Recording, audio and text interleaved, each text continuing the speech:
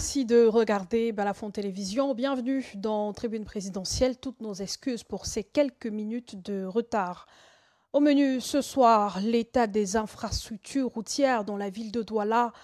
Le patronat s'indigne. Le président du groupement des entreprises du Cameroun a récemment saisi le ministre des Travaux publics pour lui faire part de ses inquiétudes quant à l'état d'avancement des chantiers initiés aux entrées est et ouest de la capitale économique.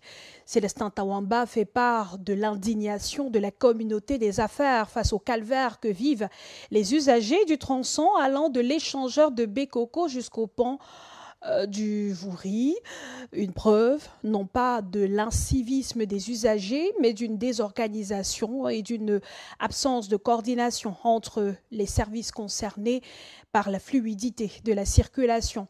Le patronat souligne que l'un des facteurs les plus puissants de frustration populaire est l'atteinte à la liberté d'aller et de venir, et ne manque pas de souligner les conséquences économiques et humaines de cette situation afin de garantir la stabilité économique de la région du littoral et d'éviter le ralentissement de certaines activités économiques, l'explosion des coûts logistiques et de transport, la détresse des populations ou le désengagement de certains investisseurs. Le GECAM interpelle les parties prenantes pour la mise en place d'une gouvernance de crise. Cette sortie du groupement des entreprises du Cameroun fera-t-elle bouger les choses? L'analyse de nos invités est à suivre en deuxième partie d'émission, mais avant, place au journal.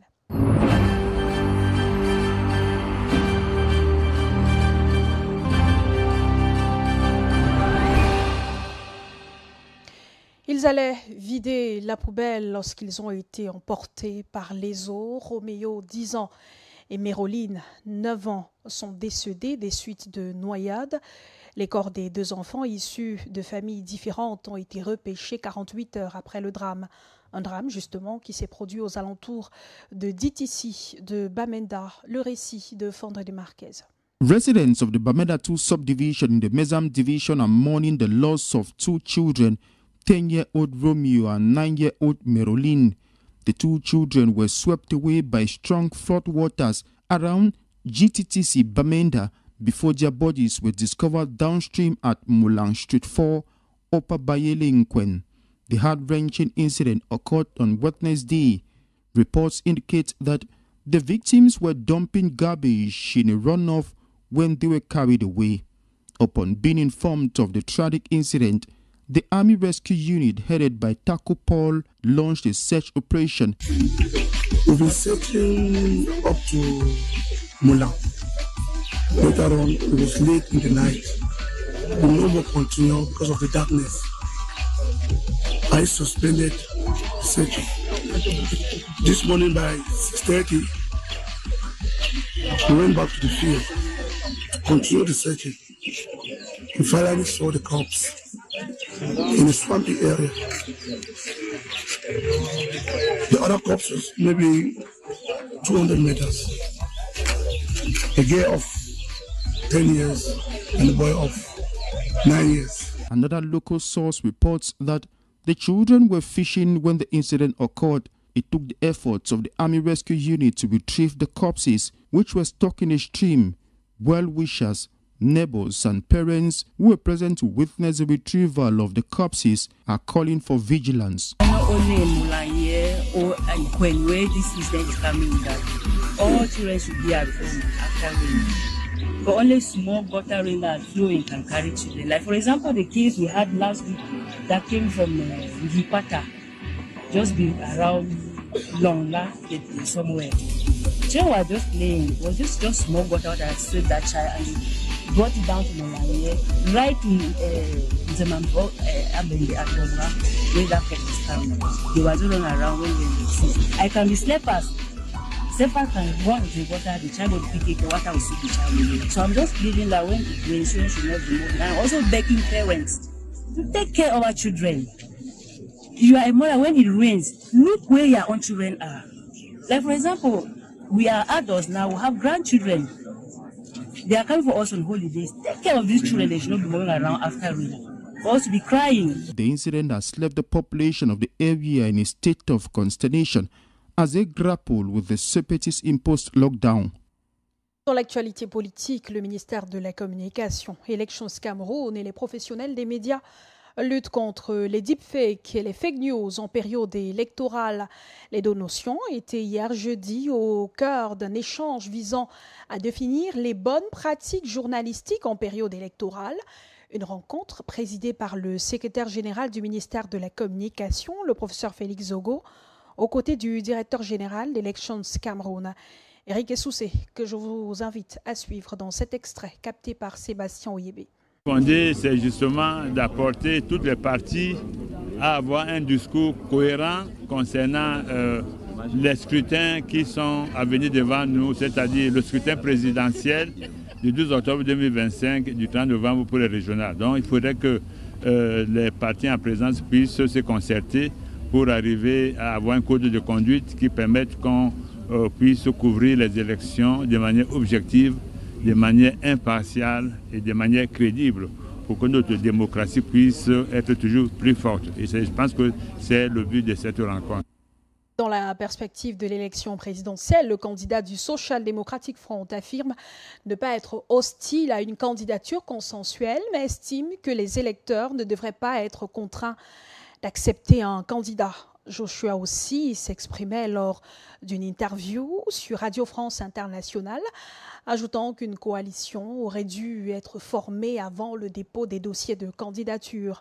L'homme politique reconnaît le rôle que pourrait jouer Maurice Kamto lors du scrutin du 12 octobre, mais critique également la démarche de certains de ses adversaires, notamment Bello Bouba Maïgari de l'UNDP et Issa Jiroma Bakari du FSNC.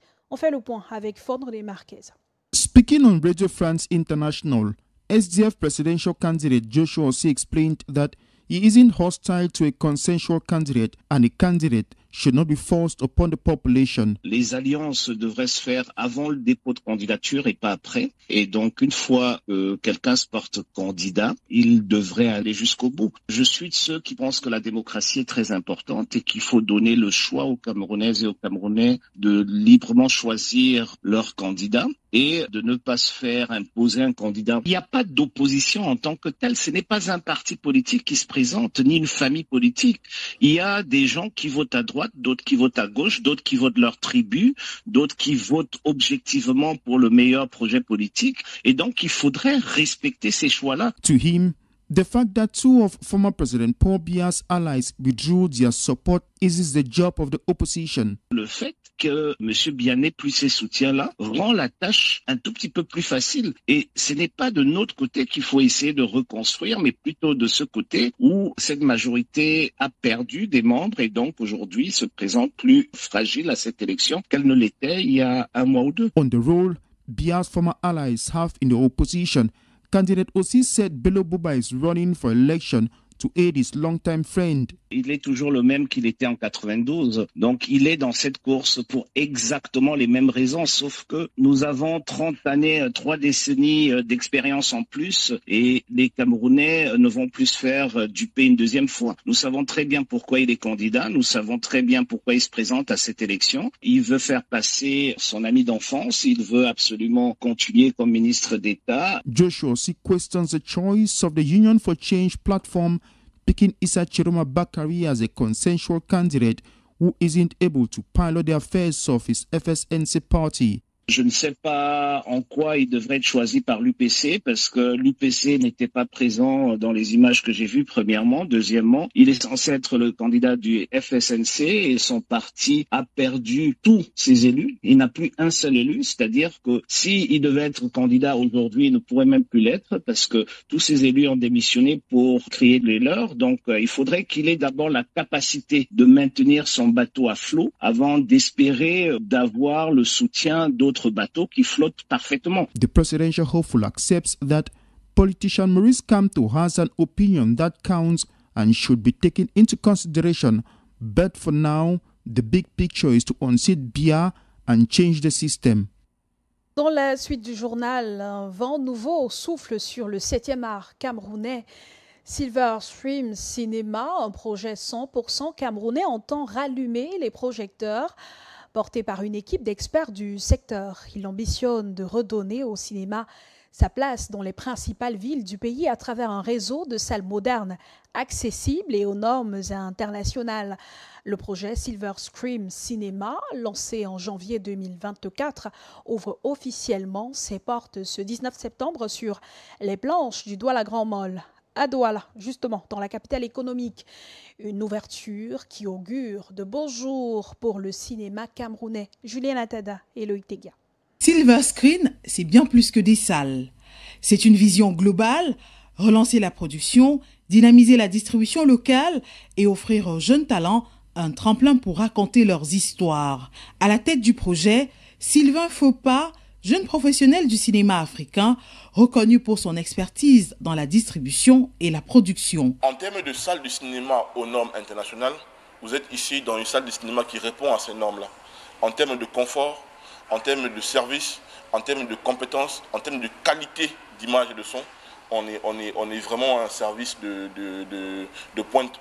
En effet, l'ancien Genesis Cinéma, logé au Grand Mall de Douala, devient Silver Screen Cinema, une salle de projection cinématographique repensée avec 100% de ressources camerounaises.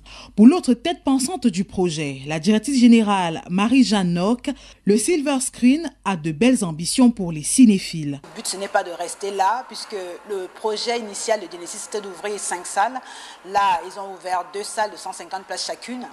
Et on a le projet d'ouvrir la troisième de 300 places et une autre de 100 places, toujours dans le même complexe. Sur 5, on va ouvrir 4. Avec un ancrage local fort, le projet entend répondre à une vraie attente des Camerounais, retrouver la magie du grand écran sans avoir à quitter leur ville ni leur continent. On a ce qu'il faut et on compte, nous, dans l'avenir, créer plutôt un réseau de salles de cinéma. Peut-être demain, on va ouvrir encore dans Douala, après on va à la Bafoussam, on va peut-être aller à Concours aussi, Yaoundé. Mais le but pour nous, c'est vraiment de créer un réseau de salles de cinéma. Dans un contexte où la culture est souvent reléguée au second plan, Silver Screen Cinema veut prouver que le 7e art peut encore faire vibrer les cœurs et les salles.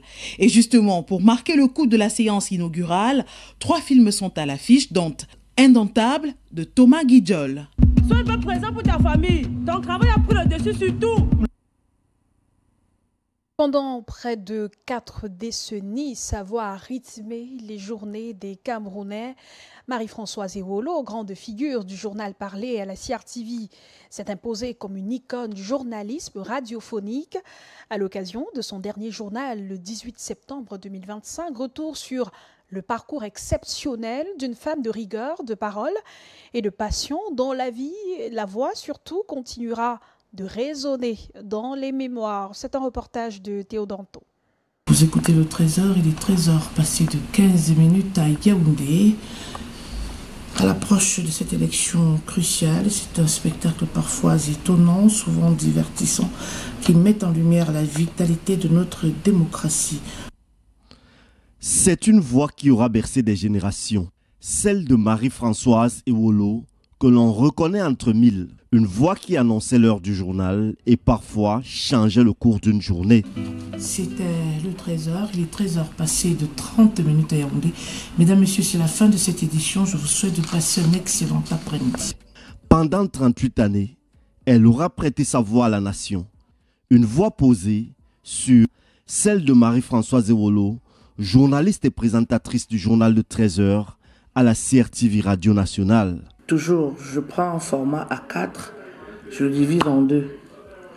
Parce qu'une feuille entière, je la trouve très grosse. Donc du coup, j'écris là-dessus et puis c'est plus facile pour moi de lire les titres. Mesdames, Messieurs, bonjour et bonne année. C'est le 13h et c'est le premier journal de la mi-journée de l'année 2025 qui commence. Une voix qui traversait les ondes comme un fil conducteur du quotidien des Camerounais. Pour beaucoup, elle était plus qu'une journaliste. Elle était une référence dans les bureaux, les marchés, les rues ou les ministères. L'heure du journal de 13h rythmait les journées. L'une des voix qui nous ont fait aimer la radio, c'est vraiment la voix de la radio. C'est-à-dire, lorsqu'elle débite les titres du journal, vous êtes obligé d'écouter. Pour les habitués comme nous du 13h, vraiment c'est une icône. Aujourd'hui, la CRTV doit pouvoir retenir d'elle la personne qui a mis le 13h au niveau où il fallait le mettre et ça va être difficile de pouvoir s'en passer. Elle m'a donné un conseil génial qui a déclenché pas mal de choses dans ma vie privée. Je voudrais te dire merci, merci, merci infiniment. Diplômée de l'École supérieure des sciences et techniques de l'information et de la communication, puis passée par l'École de journalisme d'Aix-Marseille, Marie-France Ewolo a gravi les échelons avec humilité et constance. Reporter de terrain, femme de micro, elle a couvert l'actualité nationale avec professionnalisme, traversant les joies et les crises d'un pays en pleine mutation. Après toute l'aura qu'elle a par rapport à la présentatrice du journal de 13 heures qu'elle est, vous vous dites vous allez rencontrer quelqu'un de hautain, quelqu'un de suffisant. Mais alors pas du tout. C'est quelqu'un de très humble qui, jusqu'à la dernière minute, a continué d'apprendre. Sa rigueur et sa bienveillance ont marqué plusieurs générations de journalistes. Une figure tutélaire, discrète mais incontournable. Dans sa communauté, elle incarne la réussite, le mérite et la transmission. C'est ma sœur et c'est une fierté, une grande fierté pour les étudiants. En tant que journaliste, quand elle a été à Lille et tout ça, on suivait. Même ses parents, nous tous ses frères, on suivait. Le 18 septembre 2025, elle quitte officiellement la présentation du journal, la tête haute, entourée de ses collègues, ses proches et d'une rédaction qu'elle a contribué à façonner. Ce n'est pas juste une voix qui s'éteint à l'antenne, c'est une page du journal parlé qui se tourne, un héritage qui reste. Marie-Françoise Ewolo, c'est une voix qui résonnera longtemps encore dans la mémoire collective des Camerounais. C'était le 13h, il est 13h passé.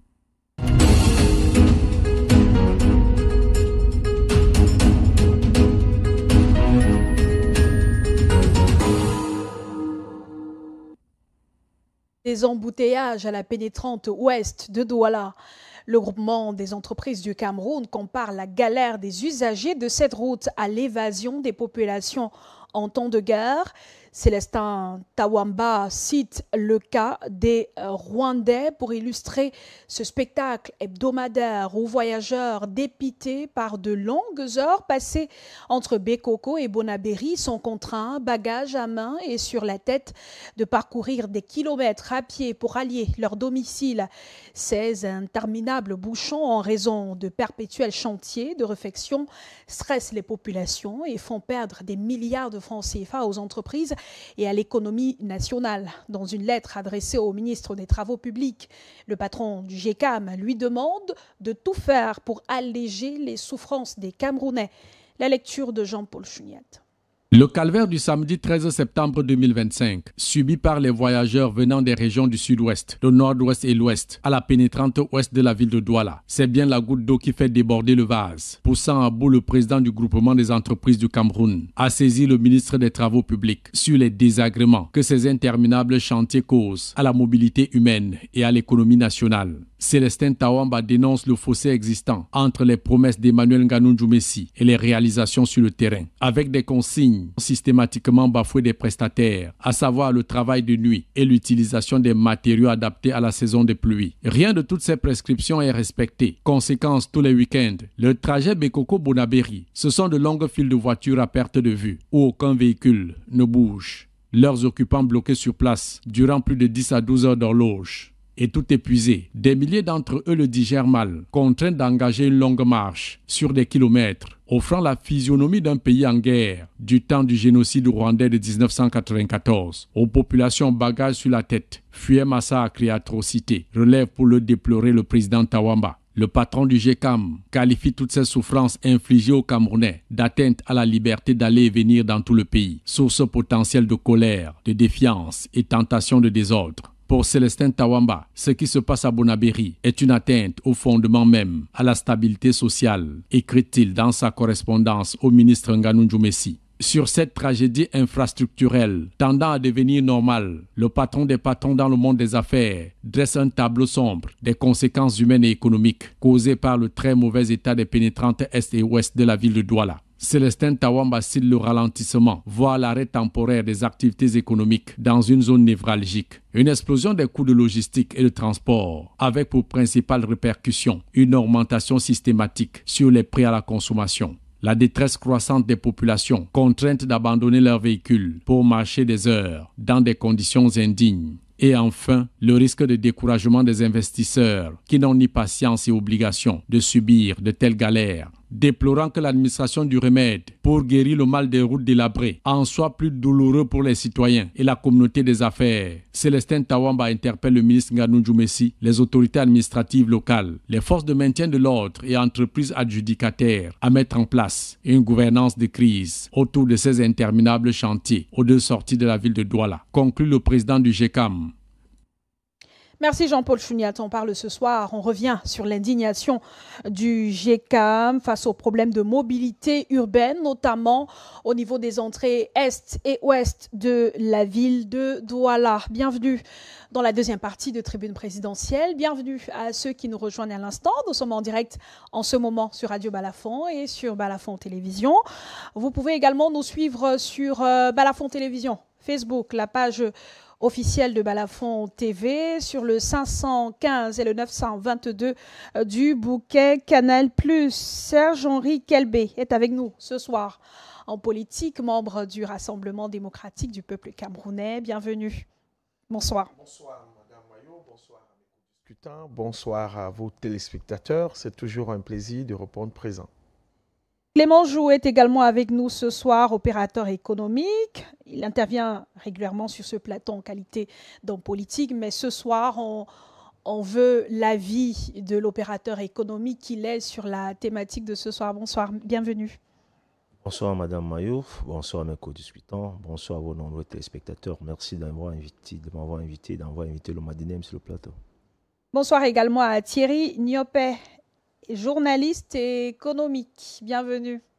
Merci, c'est un plaisir d'être là ce soir. Bonsoir à vous, bonsoir aux téléspectateurs et aux autres copanélistes. Alors, le groupement des entreprises du Cameroun saisit le ministère des Travaux publics pour lui faire part des problèmes du patronat, des préoccupations du patronat camerounais. Au niveau de l'entrée ouest de la ville de Douala, ça circule difficilement depuis plusieurs semaines déjà. Clément Jou, je vais commencer par vous. Le patronat fait une telle sortie. Est-ce une sortie opportune de votre point de vue? C'est un problème auquel on est plus ou moins habitué, malheureusement. Oui, c'est un problème où on est plus ou moins habitué, comme vous avez dit, mais c'est quand même un problème agaçant. Vous savez, c'est devenu très difficile au Cameroun aujourd'hui. La pénétrante ouest, la pénétrante est, c'est devenu tellement difficile aujourd'hui que quand vous dites à quelqu'un « je vais à Bonabéry », il vous pose la question à savoir « où as-tu arrivé à quelle heure ?» Et ça ne date pas d'aujourd'hui. Je crois que dans le plan de l'urbanisation de la ville de Douala, le deuxième pont du Vouri était prévu quelque part vers Aquanor, qui devrait sortir à Dibombari. Je crois que si ça avait été exécuté, ça aurait désengorgé ce que nous voyons à Bonabéry aujourd'hui.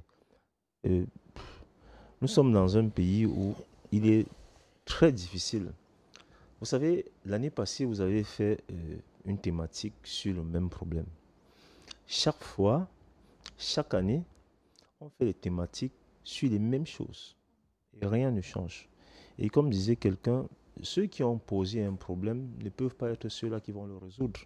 Parce que vous avez dit tout à l'heure qu'il y a un invité, un mentor, qui ne devrait pas, il ne doit pas être là. Oui, Pourquoi? le docteur Dikoumé Bonjo. Pourquoi? Si vous lui posez la question, là, il va vous dire que la pénétrante est, il y a ça.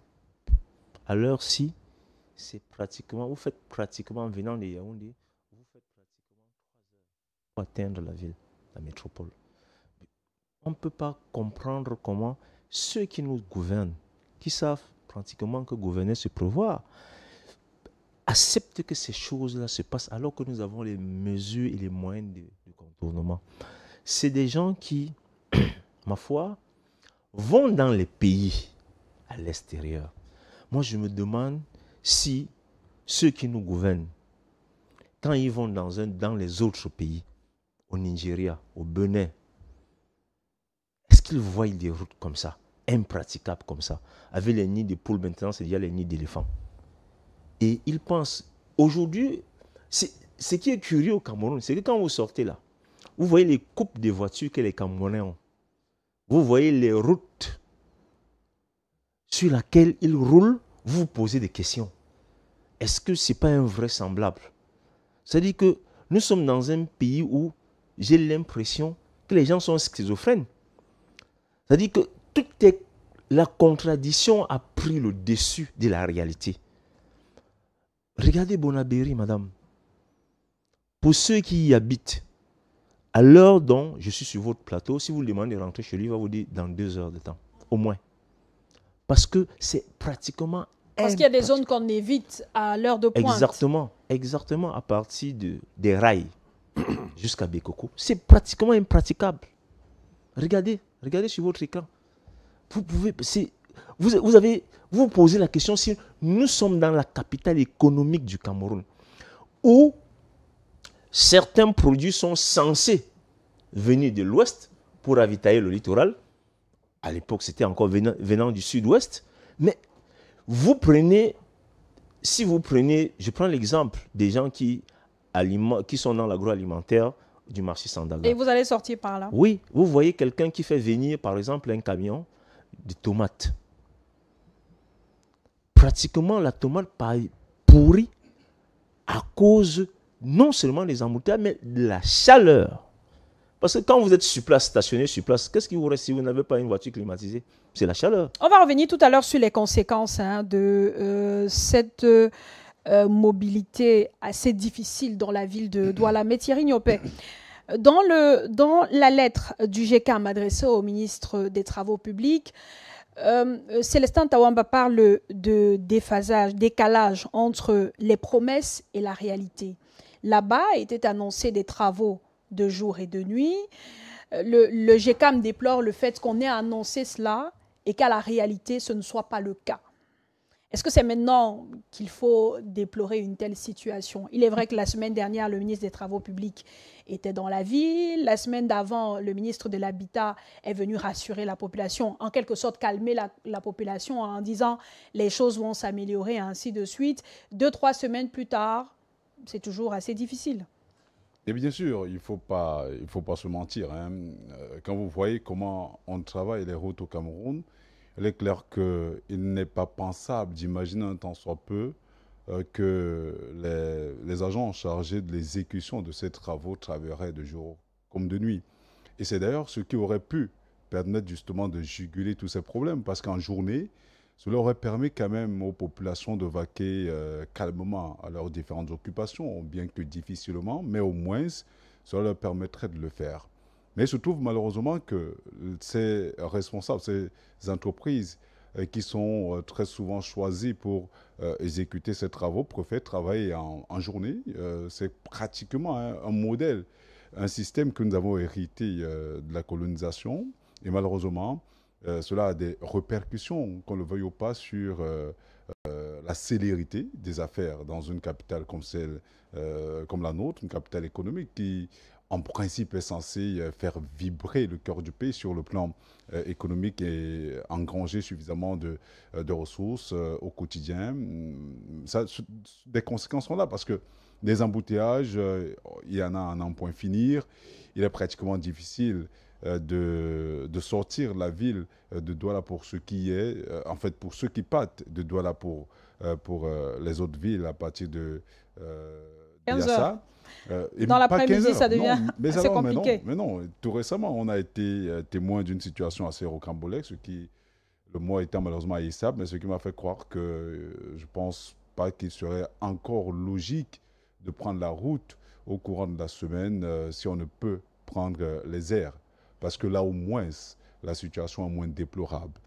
Vendredi dernier, j'allais à l'ouest à 23h, nous sommes partis à 23h, je suis arrivé en Bouddha à 9h du matin.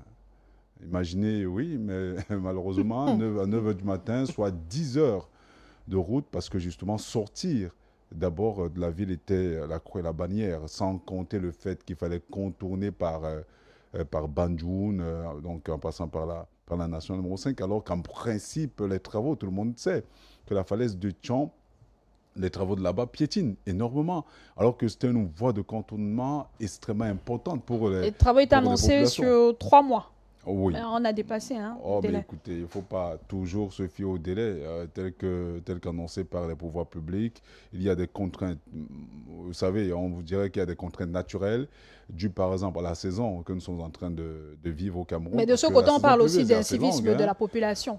Parce qu'à une époque, les uns et les autres ont ouvert la voie là-bas, au niveau de la falaise, pour passer facilement. Ouvert la voie, oui, mais parce que justement, je dis, c'est une voie de contournement extrêmement importante qu'il faut faire gagner au moins 3 heures. 3 heures dans votre temps, c'est assez important quand même quand on a des affaires, quand on a des choses qui piétinent.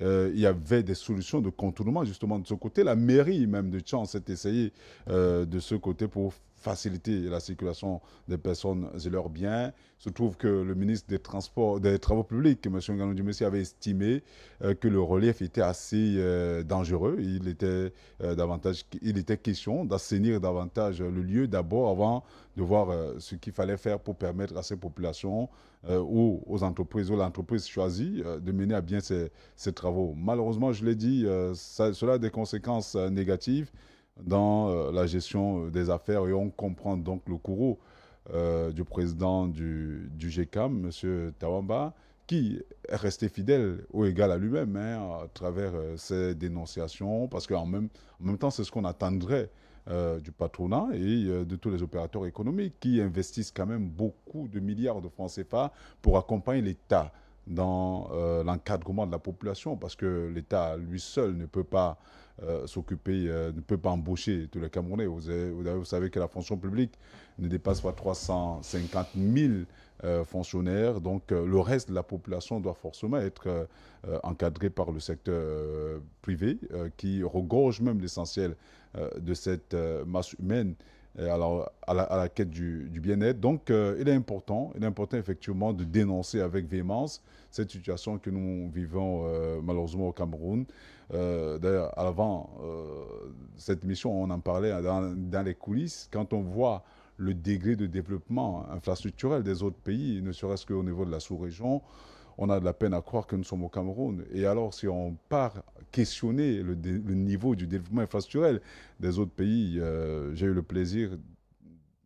toujours le plaisir de vivre de ce côté, parce qu'en fait, quand vous faites par exemple le tour de quelques grandes villes du côté de la Chine, vous vous rendrez compte qu'en fait, je ne sais pas si le Cameroun atteindrait ce niveau infrastructurel, peut-être que dans 10 000 ans, parce qu'en fait, le fossé est abyssal. On vous dira que la Chine, ce n'est pas le Cameroun. Ben, je vous dirais justement que la Chine, ce n'est pas également le paradis.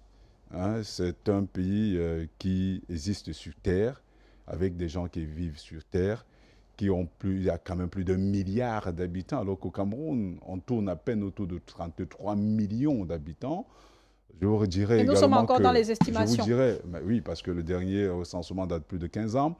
Je vous dirais effectivement que malgré cette population-là, on compte très peu, mais alors très peu d'embouteillages de ce côté, parce que j'ai l'impression qu'il y a plus de routes aériennes que terrestres. Donc c'est pour vous dire effectivement que beaucoup de choses peuvent se faire. Il y a 20 ans, la Chine était, pour ce qui est du développement, un pays comparable à plusieurs pays africains. Aujourd'hui, je crois que le fossé est assez abyssal et c'est une question de volonté, parce qu'en fait là-bas, les Camerounais, en fait, ce n'est pas une affaire d'individus, mais c'est une affaire de l'État. Okay. Vous allez revenir, merci Thierry Niopé. Serge-Henri Kelbé, le GECAM fait une telle sortie pour déplorer l'état des infrastructures routières, notamment au niveau de l'entrée ouest de la ville de Douala. Le président du GECAM fait part d'une situation, d'une scène qu'il a vécue.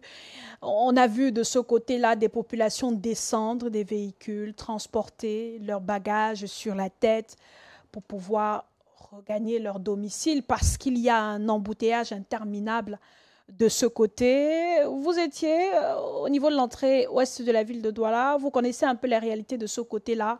Est-ce que le récit du GECAM, selon vous, se rapproche exactement de la réalité vécue par la population? Bien, Madame Mayo, vous faites bien de poser la question sur ce prisme-là. Mais est-ce que vous pouvez m'aider en me donnant la date d'attribution de la correspondance? 15 septembre. Le 15 septembre. Voyez-vous, M. Tawamba est très en retard. Très en retard par rapport à ce qu'on peut appeler son courroux. Moi, il y a 2 mois déjà, que, n'est-ce pas, je fustigeais le calendrier des travaux qui ont été menés sur le pont du Voury, ou à la sortie de pont du Voury, qui avait un effet domino jusqu'à BP Cité. Et justement, à cette époque, je démontrais déjà comment est-ce qu'on pouvait faire des travaux entre 22h et 6h du matin. Et que pour nous, opérateurs économiques qui avons souvent fait des marchés publics, ça n'ajoutait pas plus de 10% sur la facture, entre 10 et 12%. Et que les douaniers, quand même, méritaient certains aménagements pour que la circulation, quand même, reste au minimum fluide. Donc, il y a des ajustements qu'on peut faire. Mais tout ça dépend du cahier de charge. Je pense que c'est des travaux qui sont lancés soit par le ministère des Travaux publics, mais je pense que ce n'est pas la ville. Pas la ville. La ville de Douala, le maire de la ville. Oui, la mairie de ville. Et la mairie de ville, normalement, doit pouvoir faire un cahier de charge qui contraint, n'est-ce pas, les prestataires à accepter les clauses contractuelles. Mais il y a également des travaux qui sont du ressort du ministère des Travaux publics, notamment sur les nationales, les routes nationales. Je vais y arriver, peu importe. Je pense que c'est le cahier des clauses techniques particulières qui impose. Vous lisez, vous soumissionnez ou vous ne soumissionnez pas. Et quand vous soumissionnez, vous faites une cotation financière qui doit correspondre à l'enveloppe. Sinon, vous laissez, parce que moi, à un moment donné, j'avais dit que l'État lui-même va soumissionner à ses propres marchés. Là n'est pas le sujet. Je vais continuer par vous dire que, Madame Mayo, il est indéniable que le réseau urbain des villes de Yaoundé et de Douala est dégradé de manière catastrophique. Ça va au-delà des 2 villes en même temps. Je parle des 2 principales villes qui ont sensiblement un peu plus de 4 millions d'habitants. C'est-à-dire 3 fois la population ou 2 fois et demi la population d'un pays comme le Gabon ou de la Guinée équatoriale. Lorsque vous voyez, par exemple, la montée à Pisport, dans le 5e arrondissement, qui se situe entre le domicile du maire de la ville et du maire de l'arrondissement, à quelques jours des élections, cet endroit-là, sur des plateaux frères aux vôtres, je me suis demandé qu'est-ce qui se passe. Ces 2-là passent constamment sur ce chemin. Je vais aller plus loin sans publicité, vous me permettrez. Quand on a traversé le rond-point Bessengue avec tout le spectacle que vous voyez, quand vous allez vers l'hôtel Loat, avant et après. Alors, moi, je me pose la question de savoir comment est-ce qu'on peut laisser dégrader une chaussée de la manière la plus... Vous voyez, il y a des camions qui sont renversés. Vous m'excuserez aussi d'apporter un petit correctif sur vos images. Elles datent de 45 jours. Non, celles-ci sont pas récentes. Celles-ci sont des images récentes. Je vais vous expliquer. Actuellement, celles qu'on voit à la télévision, pour ceux qui sont sur Balafon TV, datent d'il y a 3 semaines. C'est voilà. au niveau de Bonabéry. Ce camion qui s'était renversé. 3 semaines pour l'information, c'est vieux. Mais je peux vous dire que l'autre camion qui a le plateau carrément divisé en 2, ça fait presque un mois. Pourquoi je dis qu'elles ne sont pas récentes? Parce que moi, je sors de Banca. Il n'y a plus ce nid d'éléphant au niveau de Bekoko? Non, je vous dis que le carrefour musique, il est passé il y a quelque temps et assaini. Il y a des travaux qui sont en train d'être faits. Carrefour Sapeur à Bonabéry, 4e arrondissement, c'était la catastrophe quand vous arrivez à ce rond-point. D'abord, il faut constater que ce soit le rond-point Bessengue, que ce soit les ronds-points qui prennent la pénétrante Est jusqu'au pont d'Ibamba, tous ces ronds-points, tous ces carrefours sont en lambeaux. Il faut voir des images comme celle-ci où les camions sont par terre, les bus. Moi, j'ai dit carrément à une compagnie de bus qu'il faut porter plainte. il faut porter plainte à ceux qui aient les infrastructures routières. C'est anormal. Vous voyez comment ces gros porteurs, ces bus qu'on appelle des VIP achetés à des centaines de millions, passent le temps à gratter les bas-fonds, à avoir des pots d'échappement abîmés. C'est inadmissible, en fait. Mais j'essaie de comprendre, si vous permettez. Lorsqu'on a mis tout ce décor, ou lorsqu'on a fait Hôpital Général Carrefour Cité de Palmier, qui est vraiment un parcours de combattants, il faut quand même se dire qu'entre le marché de Bédi et l'hôpital des Sœurs, il y a un velours. C'est du tapis. Lorsque vous faites, par exemple, le carrefour La Conquête, pour aller aussi vers le Paume, il y a des travaux. Moi, je suis jaloux parfois quand j'arrive dans certains quartiers. Mais ce sont des cas rares. Je vais y arriver. Je vais vous dire pourquoi je bifurque là. Il y a beaucoup de quartiers dans lesquels on circule. Je vais vous dire pourquoi est-ce que je fais cette virgule. Et j'étais disant qu'il y a des quartiers que moi j'envie. Quand j'arrive, je trouve de très beaux pavés. Dans les rues de Bepanda, dans certaines rues de Deido, vous trouvez des pavés très bien faits. Vous savez, en fait, je pense que l'exécutif a péché parce qu'ils ont voulu travailler sur l'expansion du réseau bitumé au lieu de consolider le réseau acquis, c'est-à-dire le réseau urbain. Lorsque vous allez à Yaoundé, devant Fustel, le carrefour des banques, devant l'hôtel de ville, vous avez des cratères. Vous avez des cratères. Qui l'eût cru qu'en plein Bonapriso, là, je vais encore citer quelques ruelles là, Bonapriso, vous voyez ce qui se passe devant le Super U. Serge-Henri Kelbé, vous voyez, non, on est d'accord. Serge-Henri Kelbé, on est d'accord qu'il y a des nids de poules partout et que le problème d'infrastructure est général dans les villes de Douala et Yaoundé.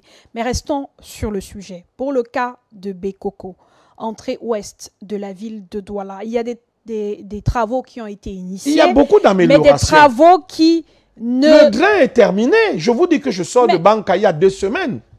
On est passé là comme si il n'y avait jamais eu d'embouteillage. Une petite précision du chef d'édition, Jiré Sazangué, qui précise que l'image derrière, celle de tout à l'heure dont on parlait, c'est celle prise au carrefour Sapeur. Il y a combien de temps? La semaine dernière, au lancement des travaux. Oui, voilà, au lancement des travaux. Donc, il y a des travaux en cours. Moi, je suis passé au carrefour Sapeur. J'étais enterré une jeune camarade de fac à Banca et j'ai passé le carrefour Mudik et Bekoko. J'y ai été. Je vous dis que j'étais stupéfait parce que j'ai fait cette route. J'étais en Konsamba il n'y a pas longtemps et je me rappelle que j'avais passé 3 heures ou 3h15. Déjà, il faut dire Donc, pour résumer, Serge-Henri, parce qu'il faudra sortir, vous allez conclure.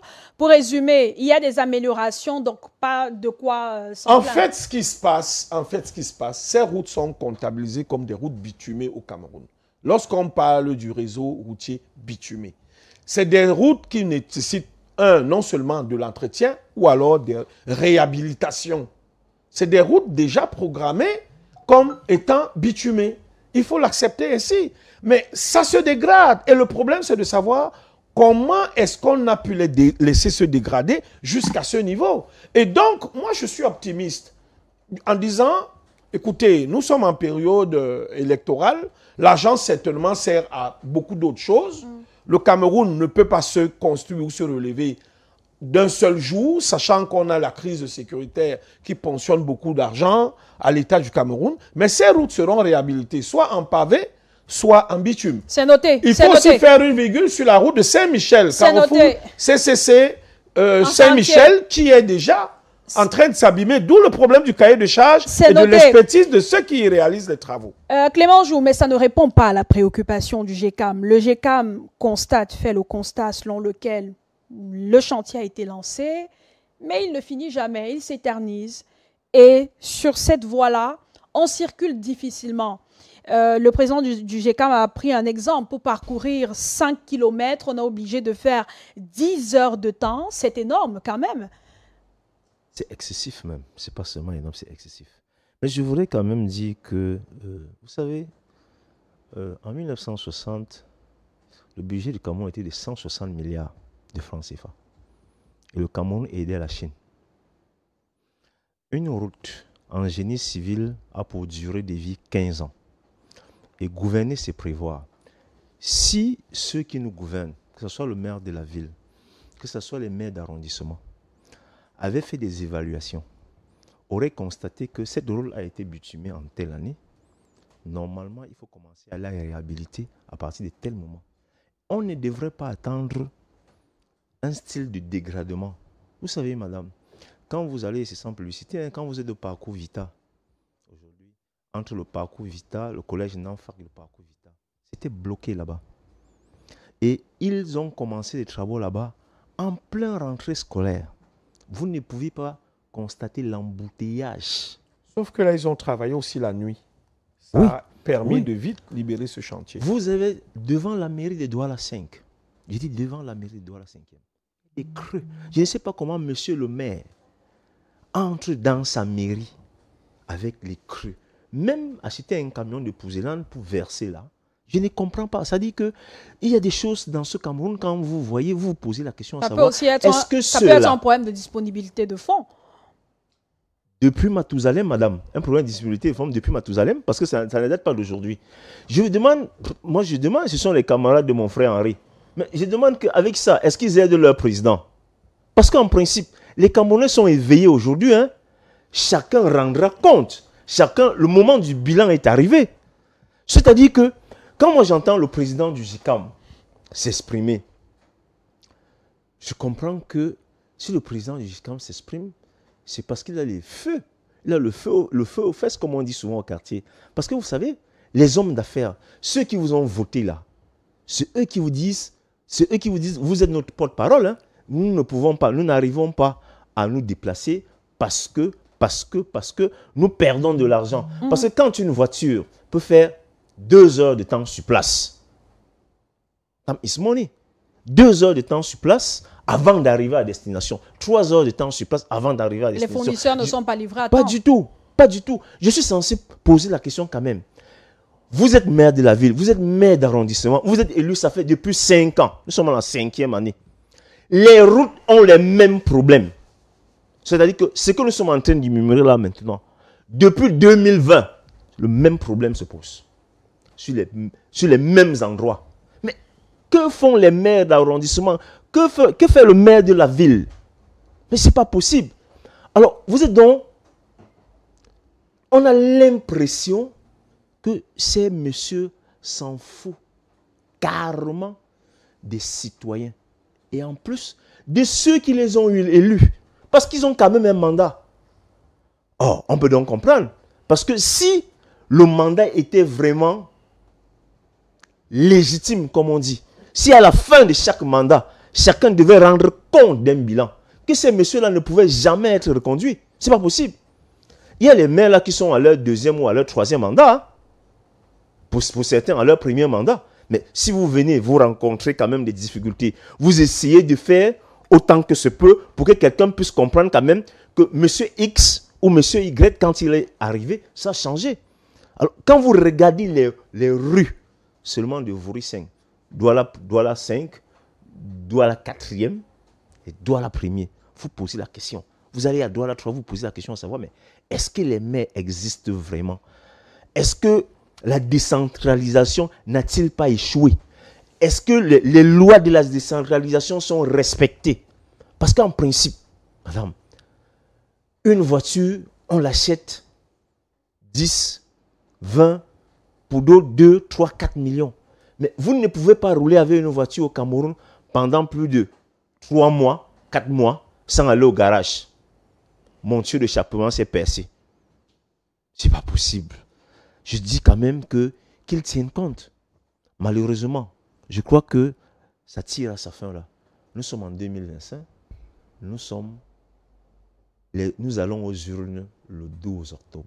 Mais la solution ne viendra pas directement après l'élection, Clément Jou. Je suis d'accord, madame. Mais vous savez, il y a l'espoir. Les gens peuvent vivre dans l'espoir. Moi, je connais des personnes qui ont été opérées et que leur opération ont raté. Seulement l'effet qu'on lui a dit, ça s'est bien passé. La personne continue à vivre aujourd'hui dans l'espoir. Les Camerounais aujourd'hui en ont marre. Les Camerounais en ont marre que chaque fois qu'on dit quelque chose, qu'elle ne soit même pas respectée, même pas respectée à 20%. Mais c'est quand même, quand vous regardez les rues, regardez les caniveaux. Les gens n'arrivent même pas à mettre les Dalits pour couvrir les carnivaux. Vous vous amusez, vous tombez dans un carnivore. Qu'est-ce qui manque? Si vous évaluez, vous allez comprendre que les gens ont des gros budgets. Ils roulent dans des 4x4. Et vous posez la question à savoir, mais bon Dieu, nous sommes dans quel pays là? Au 21e siècle, où les gens voyagent et ils voient comment ça se passe ailleurs. Vous êtes dans une ville comme Douala, qui est, ma foi, une ville, certainement, nous sommes sur une zone plate. Comment n'a-t-on pas pensé que les routes, si on fait les routes avec telle matière, ça va facilement se dégrader. Nous pouvons plutôt utiliser telle autre matière pour pouvoir faire les routes.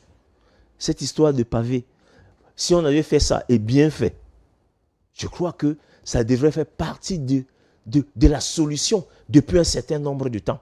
Mais jusqu'à aujourd'hui, vous allez voir que les gens ont cette malice-là de pouvoir faire des choses à la va-vite. Le parcours Vita, là, il est refait, non? Il y a moins d'un an, c'était refait. Le même parcours Vita. Le même tronçon. Bonabéry que vous voyez là. Mais juste après les pavés, la route est dans un état assez critique. Le Bonabéry, là, il y a l'année dernière, on en parlait. L'année dernière, on était en train de refaire. Est-ce que les gens se rendent même compte de ce qu'ils sont en train de faire? Est-ce qu'ils se rendent compte que nous sommes au 21e siècle et que les Camerounais ne sont plus dupes? Il faut faire des choses telles que on va au moins se dire, ici vit un mec qui fait bien son travail. Nous constatons tout simplement que ces gens-là, ils ne méritent plus la place qu'on leur a donnée. En résumé, de votre point de vue, tout ça est lié ou justifié par un manque de volonté politique. Mais Thierry Niopé, en quoi est-ce que le manque de volonté politique crée des bouchons sur une voie comme celle de Bekoko? C'est vrai que le chantier est en cours, mais là-bas, lorsqu'on y va, on fait l'effort de ne pas être pressé parce que vous n'arriverez pas à temps à votre rendez-vous. Ce qu'elle l'a dit tout à l'heure, les chantiers ont été entamés de ce côté. Il se trouve malheureusement qu'on l'a dit tout à l'heure, parfois, en fait, c'est l'impression qu'on a, que les entreprises qui sont choisies ne font pas correctement le travail ou ne respectent pas leur cahier de charge. Maintenant, et en même temps, vous savez, le cahier de charge n'est pas public. Donc, on ne peut pas exactement dire sur quelle base ces entreprises ont été choisies. Mais rappelez-vous en même temps que le ministère des Marchés publics a résilié plusieurs contrats justement avec certaines entreprises parce qu'elles n'avaient pas la capacité à la fois financière et technique pour gérer un certain nombre de chantiers. Cela nous amène à nous questionner. Mais la résiliation des contrats ne restitue pas les fonds. Mais il y a des processus justement pour ramener cet agent qui a été d'une manière ou d'une autre dilapidé ou mal utilisé par les gens qui sont en charge justement de ces budgets. Cela nous renvoie justement à la question du choix ou je dirais des responsables en charge justement du choix ou de la sélection de ces entreprises au terme dans l'attribution des marchés, la procédure d'attribution des marchés. La procédure d'attribution des marchés. Cela nous ramène tout droit à ce niveau pour savoir, en nous questionnant qui fait quoi à l'intérieur. Comment réussit-on à choisir telle entreprise au détriment de telle autre? Et je vous rappelle d'ailleurs, quand on analyse la sortie du ministre des Travaux publics, ensuite celui des passations de marché, M. Talon Malam, vous vous rendrez compte qu'il y a également beaucoup de copinage dans l'attribution de ces marchés, ce qui entraîne des conséquences que nous vivons malheureusement au quotidien, notamment pour ce qui est de la nation numéro 5 qui forcément dérange parce que tout le monde pointe ce côté du doigt, parce que comparativement à ce qui est fait du côté du Yassa, où il y a une sorte d'élargissement de la chaussée, malgré le fait que les travaux piétinent, là-bas au moins on a espoir que d'ici à là, les ces choses, travaux ou ils s'éternisent. Bon, actuellement, on a l'impression que ce qui avait été fait au départ a été d'une manière ou d'une autre récalibré, parce que quand vous repartez de ce côté, vous avez l'impression qu'on a changé carrément la configuration de ce qui avait été prévu au départ. Et ce qui nous ramène maintenant à la prévision, en termes de prévision. Est-ce que ceux qui avaient pensé justement cette sortie-là avaient suffisamment mieux pensé avant de se raviser pour donner l'orientation qu'on voit ces derniers temps. Il est clair que là-bas, on est convaincu que d'ici à quelques années, on pourra circuler sans aucun problème. Mais pour ce qui est de la sortie de Bekoko, on a peine à croire que les choses bougeraient aussi facilement parce qu'au-delà de ces travaux, on n'a pas agrandi suffisamment la chaussée. Donc, il y a, regardez le flux de voitures qui convergent du côté de l'ouest les week-ends. Donc, avec la petitesse de cette chaussée-là, on a l'impression que nous ne sortirons pas de l'auberge quand bien même on aurait fini cette route. Ça veut dire que même si elle est carrossable, les bouchons n'en finiraient pas parce que justement, on n'a pas suffisamment élargi la chaussée comme on devrait le faire. Parce qu'en fait, gouverner, c'est prévoir. Il faudrait qu'on comprenne que le parc automobile de la ville de Douala grandit au fil des jours et que par conséquent, il faudrait donc davantage densifier également nos différentes routes. Je vous l'ai dit ailleurs, on l'a compris. On s'est dit, si on ne peut pas faire suffisamment de routes terrestres, il faudrait qu'on conçoive, pourquoi pas, des échangeurs, qu'on fasse davantage de routes aériennes pour faciliter justement la rotation, la mobilité des personnes. Ce qui fait que si vous ne prenez pas une route à gauche, vous prendrez forcément celle à droite qui conduit vers l'échangeur. Et à partir de là, les gens circulent sans aucun problème. Parce qu'ailleurs, on ne peut même pas circuler normalement parce que le réseau routier est tellement dense que si vous n'avez pas votre GPS, vous ne pourrez pas quitter d'un endroit à un autre sans vous perdre. Donc, il faut dire que ceux qui nous gouvernent également doivent, au-delà de toute chose, anticiper sur le temps. Anticiper veut dire essayer d'imaginer ce qu'on pourrait devenir dans 10, dans 15, dans 20 ans. À l'époque du président Idjo, on parlait de plans quinquennaux et cela marchait très bien. Aujourd'hui, on a parlé de la SND 30. Mais est-ce que, dans les faits, on a l'impression que c'est ce que nous vivons? Laissons l'émergence à l'horizon 2035 parce qu'en fait, vous savez que on n'en parle plus. Aujourd'hui, on est au niveau de la SND 30 qui est une boussole qui aurait dû permettre au Cameroun justement de sortir de cette ornière. Malheureusement, tel n'est pas le cas. C'est la raison pour laquelle, moi je crois également que le fait de mettre suffisamment long parfois à certains postes a des conséquences négatives, comme ce que nous voyons là ces derniers temps. Le ministre Nganou Djoumessi est-il arrivé à bout de souffle? Est-ce que les directeurs qui l'accompagnent ne se sont pas suffisamment sclérosés? Est-ce qu'ils ont toujours la capacité de réfléchir mieux par rapport aux prévisions, par rapport à l'avenir? On se pose la question. Peut-être en... Vous faites le reproche au ministre des Travaux publics, mais il y a les maires des communes. Là, vous parliez des routes nationales. Oui. Maintenant, si vous voulez qu'on question des routes nationales, M. Kelbey l'a dit tout à l'heure. Serge-Henri Kelbey l'a dit tout à l'heure. Ouvertement tiré sur les maires. Il y a quand même des évolutions que nous sommes en train d'enregistrer sur le terrain. Nous avons été de ceux qui ont décrié ce qui se passait du côté de Koto parce que nous habitons pas très loin du maire de la ville qui est d'une manière ou d'une autre notre voisin. Et on n'arrivait pas à comprendre comment le maire de la ville qui vit dans une localité comme celle-là, à quelques encablures justement de l'endroit qui pose le plus de problèmes du côté de Douala 5e, pouvait rester les bras croisés. Mais justement, en questionnant ce qui se passait, on s'est rendu compte qu'il y a un gros problème de budget selon la communication du ministère, de la mairie de la ville. Il y a un gros problème de budget qui ne facilite pas forcément le déploiement des équipes sur le terrain. La mairie de la ville de Douala a à son sein une direction des grands travaux. Elle a à son sein une régie des routes et des constructions. Voilà deux grosses directions, en principe, qui travaillent au quotidien pour faire changer les choses. Malheureusement, on a l'impression sur le terrain que les choses n'avancent pas. Mais les choses n'avancent pas, comme je l'ai dit tout à l'heure, parce qu'ils estiment qu'ils n'ont pas suffisamment de moyens pour mener à bien ces travaux. Et quand la nécessité s'impose, ils le font. Et aujourd'hui, je crois qu'on a parlé de la route qui sort du parcours Vita en allant vers Bonamou-Sadi, qui roule sans aucun problème. Les travaux ont été lancés il y a quelques jours sur l'axe carrefour des immeubles jusqu'en allant vers Rond-Poulain. On espère que, parce que là, on décrit, malheureusement, les travaux ne se font pas de nuit.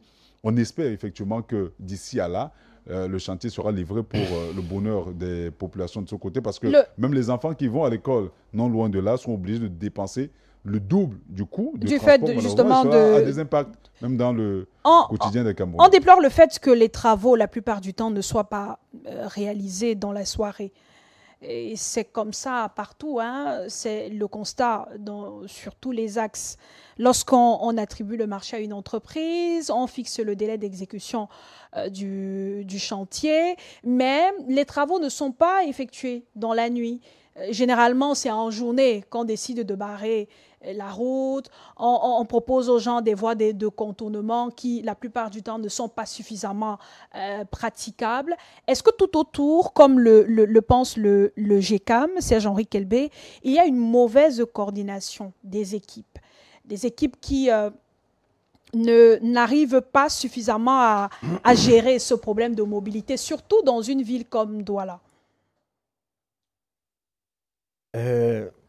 Oui, il y a une très mauvaise coordination dans, n'est-ce pas, non seulement le calendrier d'attribution des marchés et l'exécution des marchés. Mais avant d'y arriver ou avant de développer, je vais revenir sur un aspect très important, l'aspect financier. La ville de Douala, c'est sensiblement 90 milliards.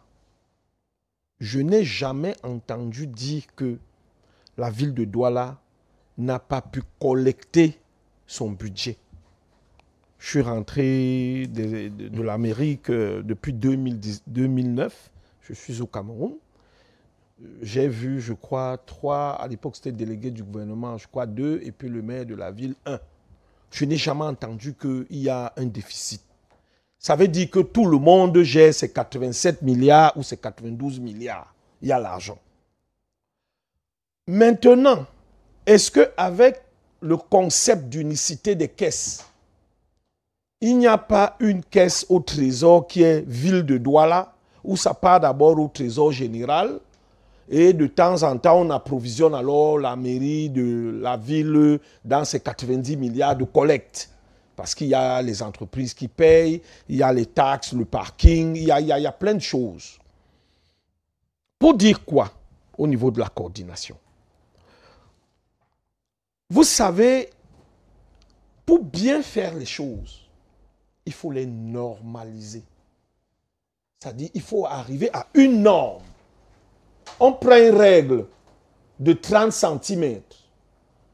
On se dit que nous allons marcher tous dans la ville. Dès qu'un trou a atteint 30 cm de diamètre, ça veut dire qu'il faut le boucher. Pourquoi? Parce qu'avec 30 cm, la plus petite voiture qui peut être sans publicité, encore une Yaris ou une petite Toyota, vous pouvez faire un tonneau. Et que dans ces circonstances, à cause des dégradations et des inégalités de la route, c'est l'État qui est responsable. L'assurance doit poursuivre l'État. C'est comme ça que ça se passe dans d'autres pays.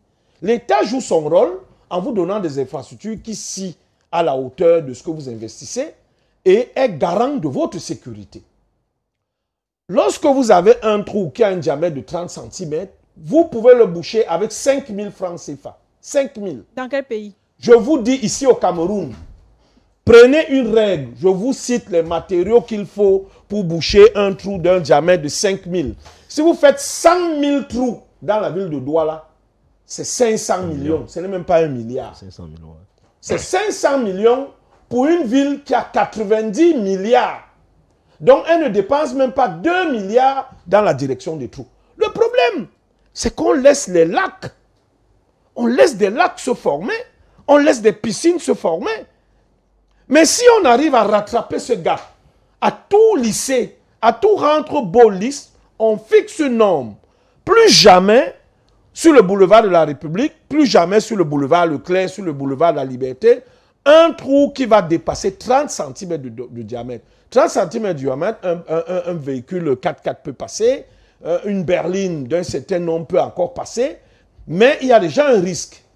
Donc, lorsqu'on a ces trous, on a fixé la norme, les réparations vont beaucoup plus vite. Maintenant, pour revenir un peu à la contrainte ou alors aux inquiétudes du GICAM. Oui, il faut comprendre que à l'heure actuelle, particulièrement dans la ville de Douala, je ne parlerai pas de Yaoundé, 70% ou 75% des embouteillages sont liés au mauvais état des routes. Lorsque vous quittez l'école publique d'Edo dans le sens en allant vers Makepe, ou rond-point Maïtur. Il y a 2 cratères qui sont en train de se former là où les voitures s'arrêtent carrément et vous avez une file qui rejoint Bonabo, c'est-à-dire le pont Bonabassem, parce qu'il faut attendre que chacun ménage son véhicule. Il y a ça. Il y a les usagers. On peut attribuer à 10-15% la responsabilité des embouteillages. Comment accuser les usagers quand la route même n'est pas praticable? Non, mais l'incivisme. C'est vrai qu'avec l'état de la route, c'est difficile d'appliquer le code de la route. On va à gauche, on va à droite, on fait du spaghetti, on monte même parfois sur du gazon, on monte sur des trottoirs. Je comprends l'état de la route, mais il y a les usagers. Parce que vous avez des gens au téléphone aussi qui ratent une manœuvre ou alors qui créent un ralentissement parce qu'ils sont en train de causer au téléphone. Et maintenant, on peut attribuer une autre partie, peut-être 5%, à ceux qui ont des autorisations de déplacer des véhicules parce qu'on déplace, on ne conduit pas. Au Cameroun, on déplace des voitures. J'ai vu rarement des gens qui savent conduire. Ils déplacent des véhicules et ne peuvent pas conduire dans des pays, comme disait M. Nyopé tout à l'heure, en Chine, où, et il faut aussi le répéter quand même, il faut le rappeler, en 1960, la Chine avait dépassé les 370 millions d'habitants. Le Cameroun avait à peine 1,8 million ou 2 millions d'habitants. Donc, le gap entre le décollage de la Chine et celui du Cameroun ne peut pas nous comparer. Je peux vous dire que ceux qui ont visité la Chine vont vous dire que la Chine a un siècle d'avance sur toute l'Europe, l'Occident. C'est clair. Quand ils parlent des voies aériennes, il faut remarquer que dans des pays comme celui-là, la Chine, c'est les régions qui ont des compagnies aériennes. Chaque région est sud, est Adamawa, est littoral. Et chaque région a au moins 80 à 320 pour lui. C'est China Airways qui sort maintenant de la Chine pour aller vers d'autres pays. Donc, on ne rêve pas, vous comprenez. La planification de la mise en place des infrastructures routières au Cameroun, comme le beach, le prolongement du beach qui va démarrer, c'est des projets que moi j'ai laissés même quand j'étais au lycée. Mais il faut comprendre qu'un État a des priorités. Et il peut arriver que des priorités soient décalées. Parce que je vous dis encore, la crise anglophone, la crise sécuritaire au Cameroun ponctionne énormément d'argent. Mais ce qui est peut-être plus grave, c'est qu'on a l'impression de s'installer dans ce plaisir-là. Parce qu'on crée des caisses parallèles et on ne veut pas vraiment juguler cette situation qui nous empêche de nous réaliser sur les infrastructures qui font perdre 2 à 3 points de croissance à l'économie camerounaise et dont le GICAM a parfaitement le droit de se plaindre. Sauf que, pour ma part, le GICAM tire cette sonnette d'alarme tardivement. Parce que vous ne pouvez pas savoir tout ce qui était à la base, à la zone Magzi du port ou de Bonabéry, tout ce qu'ils avaient comme supplice. Mais si le GICAM avait fait cette sortie il y a 6 mois, on aurait dit que c'est une sortie précoce en même temps. Elle ne peut pas être précoce. Puisqu'il y a 6 mois, les chantiers de la pénétrante ouest et la pénétrante est existaient déjà. C'est des chantiers qui existent. Mais c'est Jean-Henri Kelbé, on est d'accord qu'entre janvier et maintenant, la situation a changé. Il y a eu dégradation. Prenez par exemple la pénétrante est qui n'est pas achevée. Parce qu'elle va s'achever de l'autre côté de la Dibamba. Vers, sans publicité, association totale.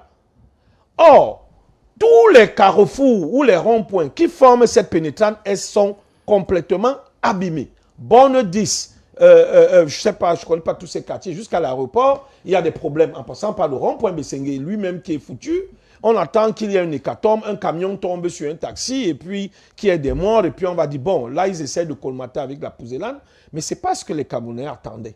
Moi, je pense tout simplement que le GICAM devrait plutôt attirer la sonnette d'alarme ou l'attention du ministère des Travaux publics en lui disant « les travaux vont très lentement ». Il ne devait pas attendre que les travaux soient on ait des cratères. C'est entre autres le résumé de leur sortie, hein, Clément. Non, là, il se plaint parce que la route est complètement gâtée. Il devait plutôt dire les travaux vont lentement, c'est-à-dire qu'il fallait les accélérer. Mais c'est entre autres le message de la lettre de Célestin Tawamba quand il dit qu'on a annoncé des travaux de jour et de nuit, mais la réalité est tout autre. Donc c'est entre autres une commission d'évaluation et de suivi de ces travaux. C'est entre autres le résumé. Clément Jouan parle très peu de la mauvaise réalisation des chantiers. À Douala, vous voyez des routes qui sont en chantier durant 6 mois. Lorsque le chantier est ouvert, 1 mois plus tard, la route s'est déjà dégradée. Pourtant, on a engrangé des fonds, des milliards de francs CFA pour des travaux. Il y a des travaux qui sont la plupart du temps mal réalisés. Il ne faut pas être ingénieur en travaux publics, ainsi de suite, pour se rendre compte généralement que même les pavés sont mal disposés au niveau du sol. Est-ce que ça peut faire partie des problèmes de la ville de Douala, puisqu'on est d'accord que le cas de Douala est spécial? Le sol, Oui, l'état du sol. Il y a d'abord l'état du sol, mais il y a des spécialistes en génie civil pour ça. Mais moi, je voudrais dire quelque chose à mon frère Kelby. Gouverner, c'est prévoir. Je vais vous prendre un exemple, madame. Ce qu'on est en train de faire aujourd'hui, qu'on appelle l'autoroute Douala-Yaoundé. Moi, on a fait cet axe-là devant moi en 1984. C'est la Touzelle qui avait fait cette route-là. Les premiers creux ont commencé à s'afficher sur cette route-là au début des années 2000. Si vous faites le toto, vous allez voir que c'est au moins 16 ans. Mais c'est comme ça qu'il faut faire. C'est comme ça qu'il faut travailler. Il faut travailler d'une telle manière que même quand la route commence à se dégrader, qu'on comprenne que ceux qui ont fait, ont fait normalement leur travail. Le véritable problème, c'est qu'on rafistole. C'est-à-dire on prend les mêmes, on recommence. On prend les mêmes, on recommence.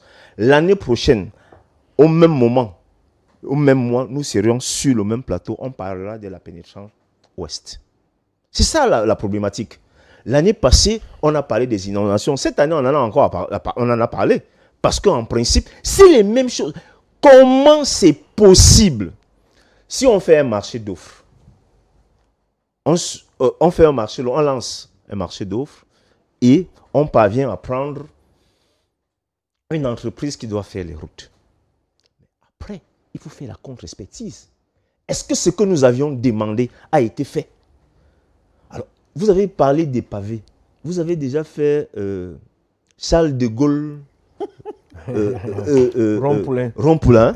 Mais quand vous êtes à cet endroit, vous vous posez la question à savoir, mais comment a-t-on fait ici pour réceptionner?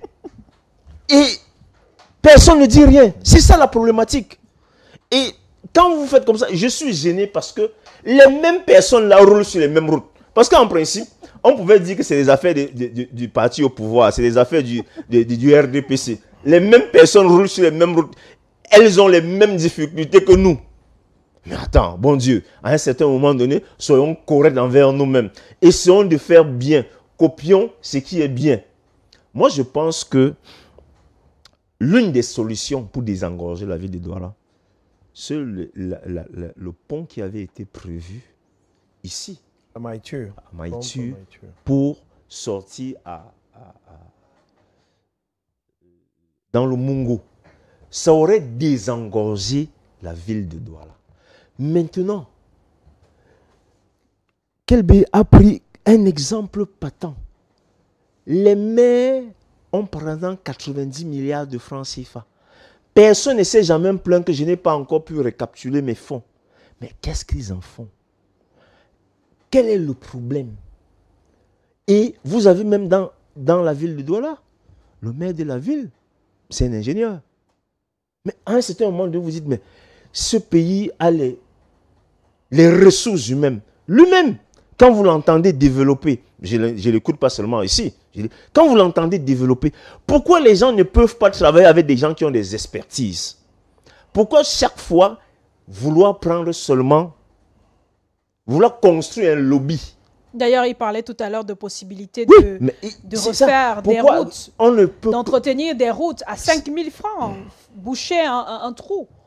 Oui, lui, il sait comment ça peut se faire, c'est pas mon domaine. Donc il y a de la ressource en tout cas. C'est faisable, voilà. C'est faisable, je vous assure. C'est pas mon domaine, mais je dis que vous avez donc des personnes comme ça qui vous disent, voilà ce qu'on peut faire. Pourquoi ne pas le mettre sur des faits? Dit, bon, ok, nous avons entendu M. Kelby, il bavarde beaucoup là. Il a dit qu'il peut. Monsieur, il a dit qu'il peut. Bon, nous l'appelons et nous voulons voir son expertise. Comme il n'est pas dans leur lobby, c'est pas possible. C'est pas possible. Non, il faut le dire, il faut le cacher.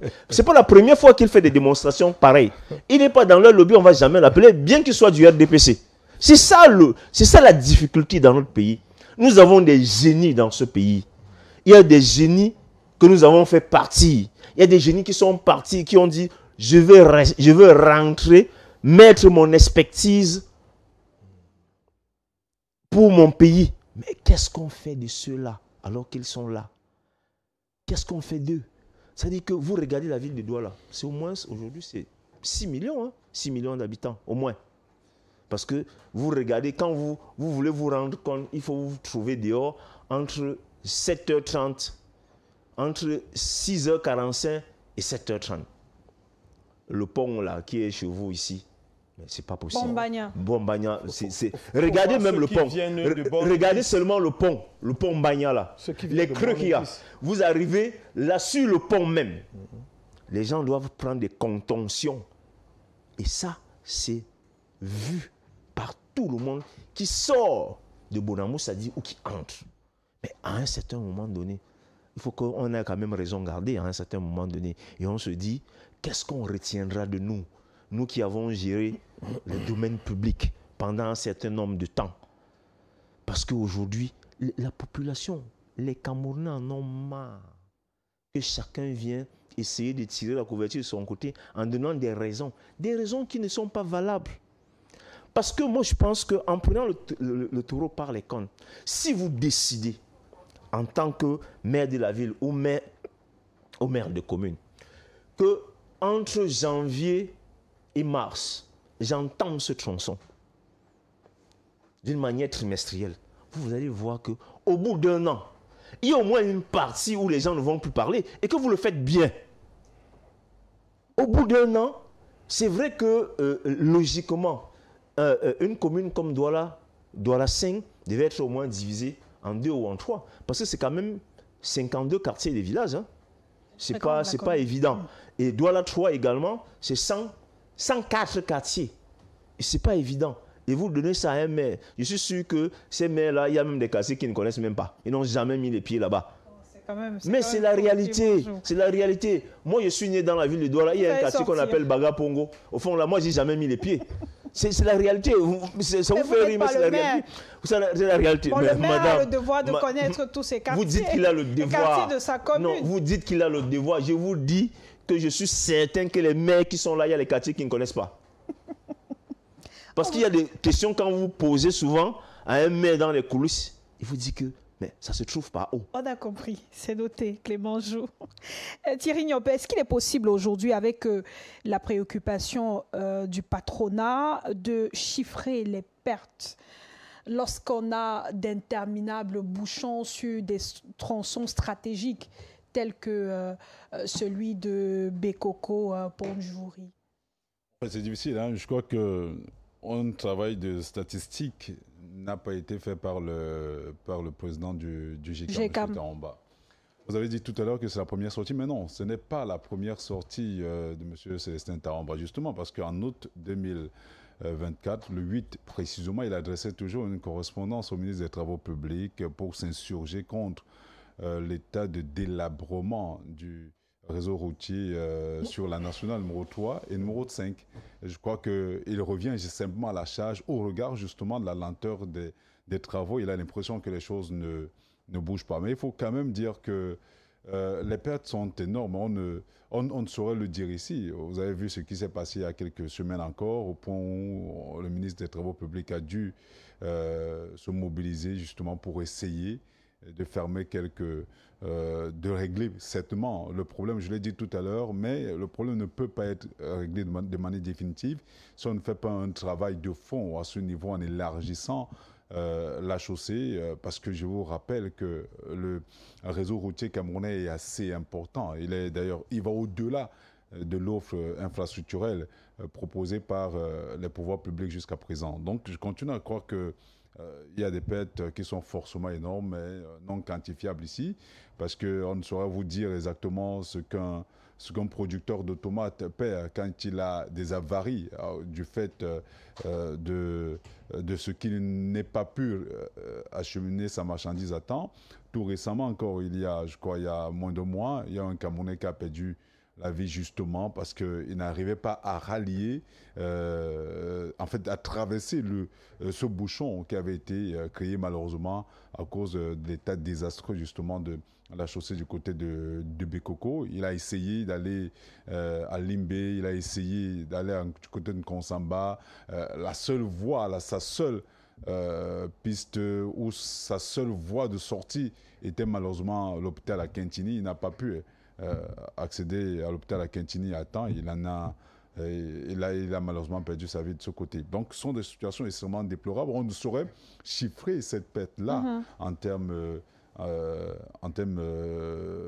pécuniaires. Donc, il faudrait que le gouvernement fasse un maximum d'efforts pour résoudre de manière pérenne ce problème. Je dis, au niveau de la nationale numéro 3, à la sortie du côté de Yassa, on a l'impression qu'ils ont quelque peu compris la mesure du problème avec les travaux qui sont effectués de ce côté, où malgré le fait que cela tarde à être finalisé, on espère quand même que d'ici à là, parce que au-delà de toute chose, on ne peut pas jeter le bébé avec l'eau du bain.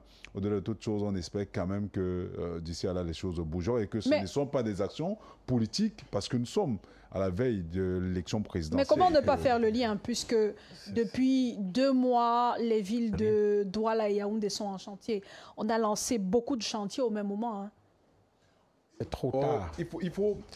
Il faut dire qu'on a essayé. Le maire de la ville, par exemple, de Douala, a organisé une conférence de presse, je crois, le 4 de ce mois, pour expliquer aux hommes de médias qu'est-ce qui sera fait, pourquoi les choses ont tardé jusqu'ici. Et l'un des éléments qui revient, c'est effectivement le manque de sous. Monsieur Kelbe disait tout à l'heure qu'il n'y a pas un problème d'agents, mais tel n'est pas l'avis justement de ceux qui gèrent nos différentes agglomérations, parce qu'on est revenu justement sur cette affaire d'unicité des caisses, malheureusement.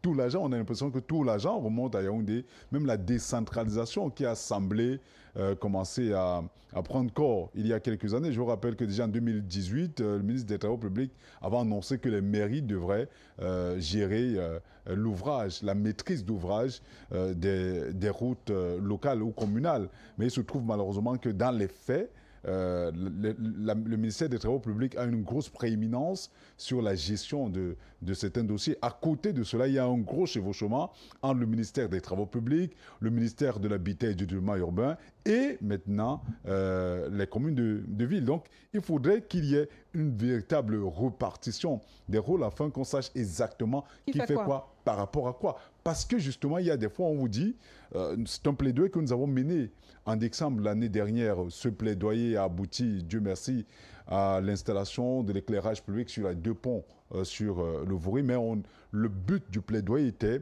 de tout faire pour rendre carrossable l'ancien pont sur le Vouri, parce qu'on se rappelle justement que lors de l'inauguration du second pont sur le Vouri, lors de la pose de la première pierre, le chef de l'État avait dit que l'ancien pont du Vouri serait réhabilité pour faciliter la circulation des personnes et des engins à 2 roues. Se trouve aujourd'hui, si vous y faites un tour, cet endroit est impraticable et cela n'est malheureusement pas, et c'était justement cela, notre crainte, cela n'est pas de l'autorité du maire de la ville de Douala, mais du ministère des Travaux publics qui à l'époque c'était essayé avec une entreprise tchadienne qui avait très mal fait son travail. Le contrat a été résilié. Malheureusement, il n'y a pas eu suivi. Le maire de la ville s'est essayé il y a quelques mois en tentant de réhabiliter, accurer les drains de ce côté. C'est un travail que nous avons suivi de très près. Malheureusement, il dit que cela n'est pas de son ressort. Il fait ce qu'il peut avec les moyens qu'il a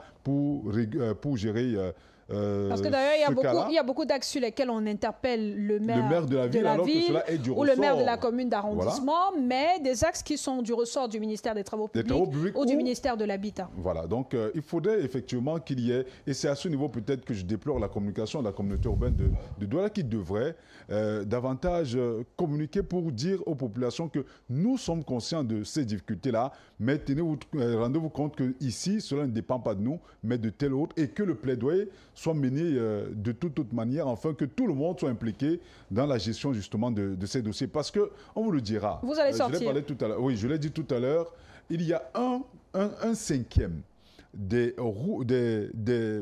offres au niveau de l'attribution des marchés qui sont parfois frappés du sceau de la corruption à cause de la proximité des membres de ces commissions-là avec les promoteurs.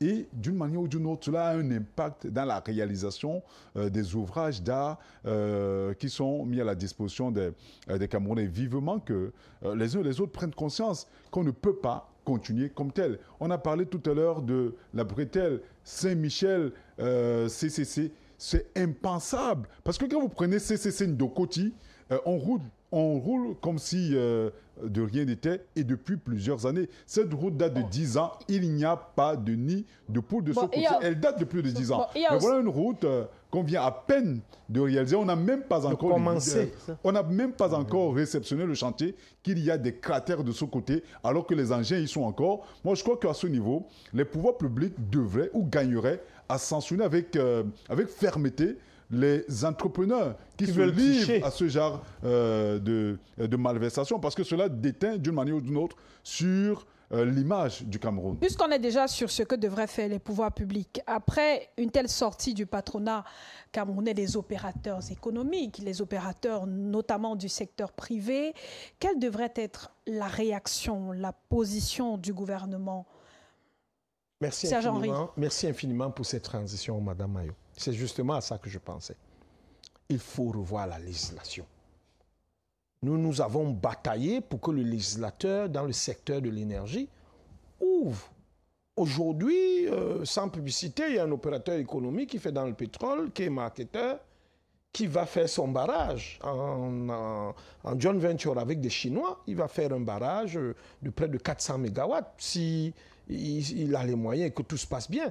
Moi, j'ai été, dans le cadre de mes activités, j'ai électrifié pratiquement tous les hauts plateaux. Baham, Bangou, Bachi, Bamenjou, toute cette zone-là. Et j'ai vu comment de Bangou à Baham, les comités de développement ont permis de bitumer la liaison Bangou-Baham. En prenant des jeunes stagiaires, ils ont fait des carnivores avec des pierres, du béton. On a fait de très beaux carnivores en forme de V. Et puis, bon, peut-être la maman de la première dame était mère à cette époque-là, ayant donné aussi un coup de pouce.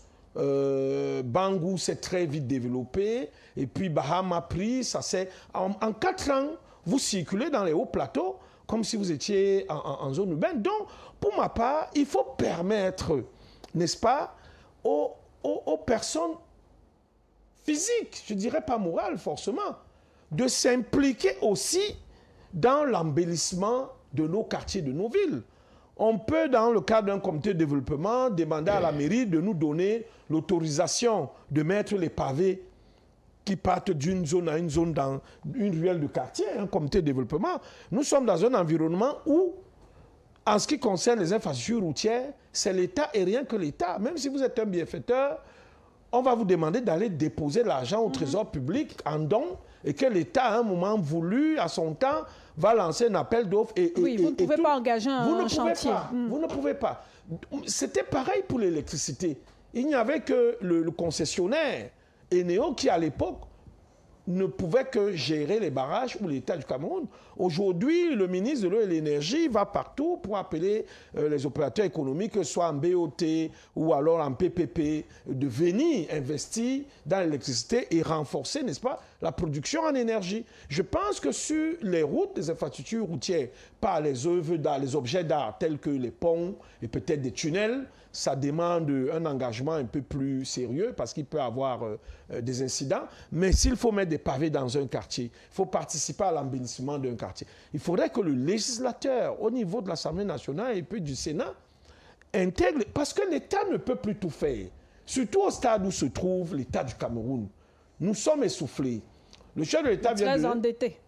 Non, pas très endetté. Nous n'avons que 47% de notre PIB. Il y a un pays dont je ne vais pas citer, lui qui a dépassé 114. Pourquoi regarder, et que le chef de l'État... toujours regarder les autres? On se compare, on nous classe, non? Premier pays, deuxième pays, dernier pays. On nous classe. Donc on n'a pas un classement qui est si médiocre. Ça, pour le dire, on n'est pas très endetté. Le chef de l'État a donné une autorisation d'aller lever 930 milliards de francs.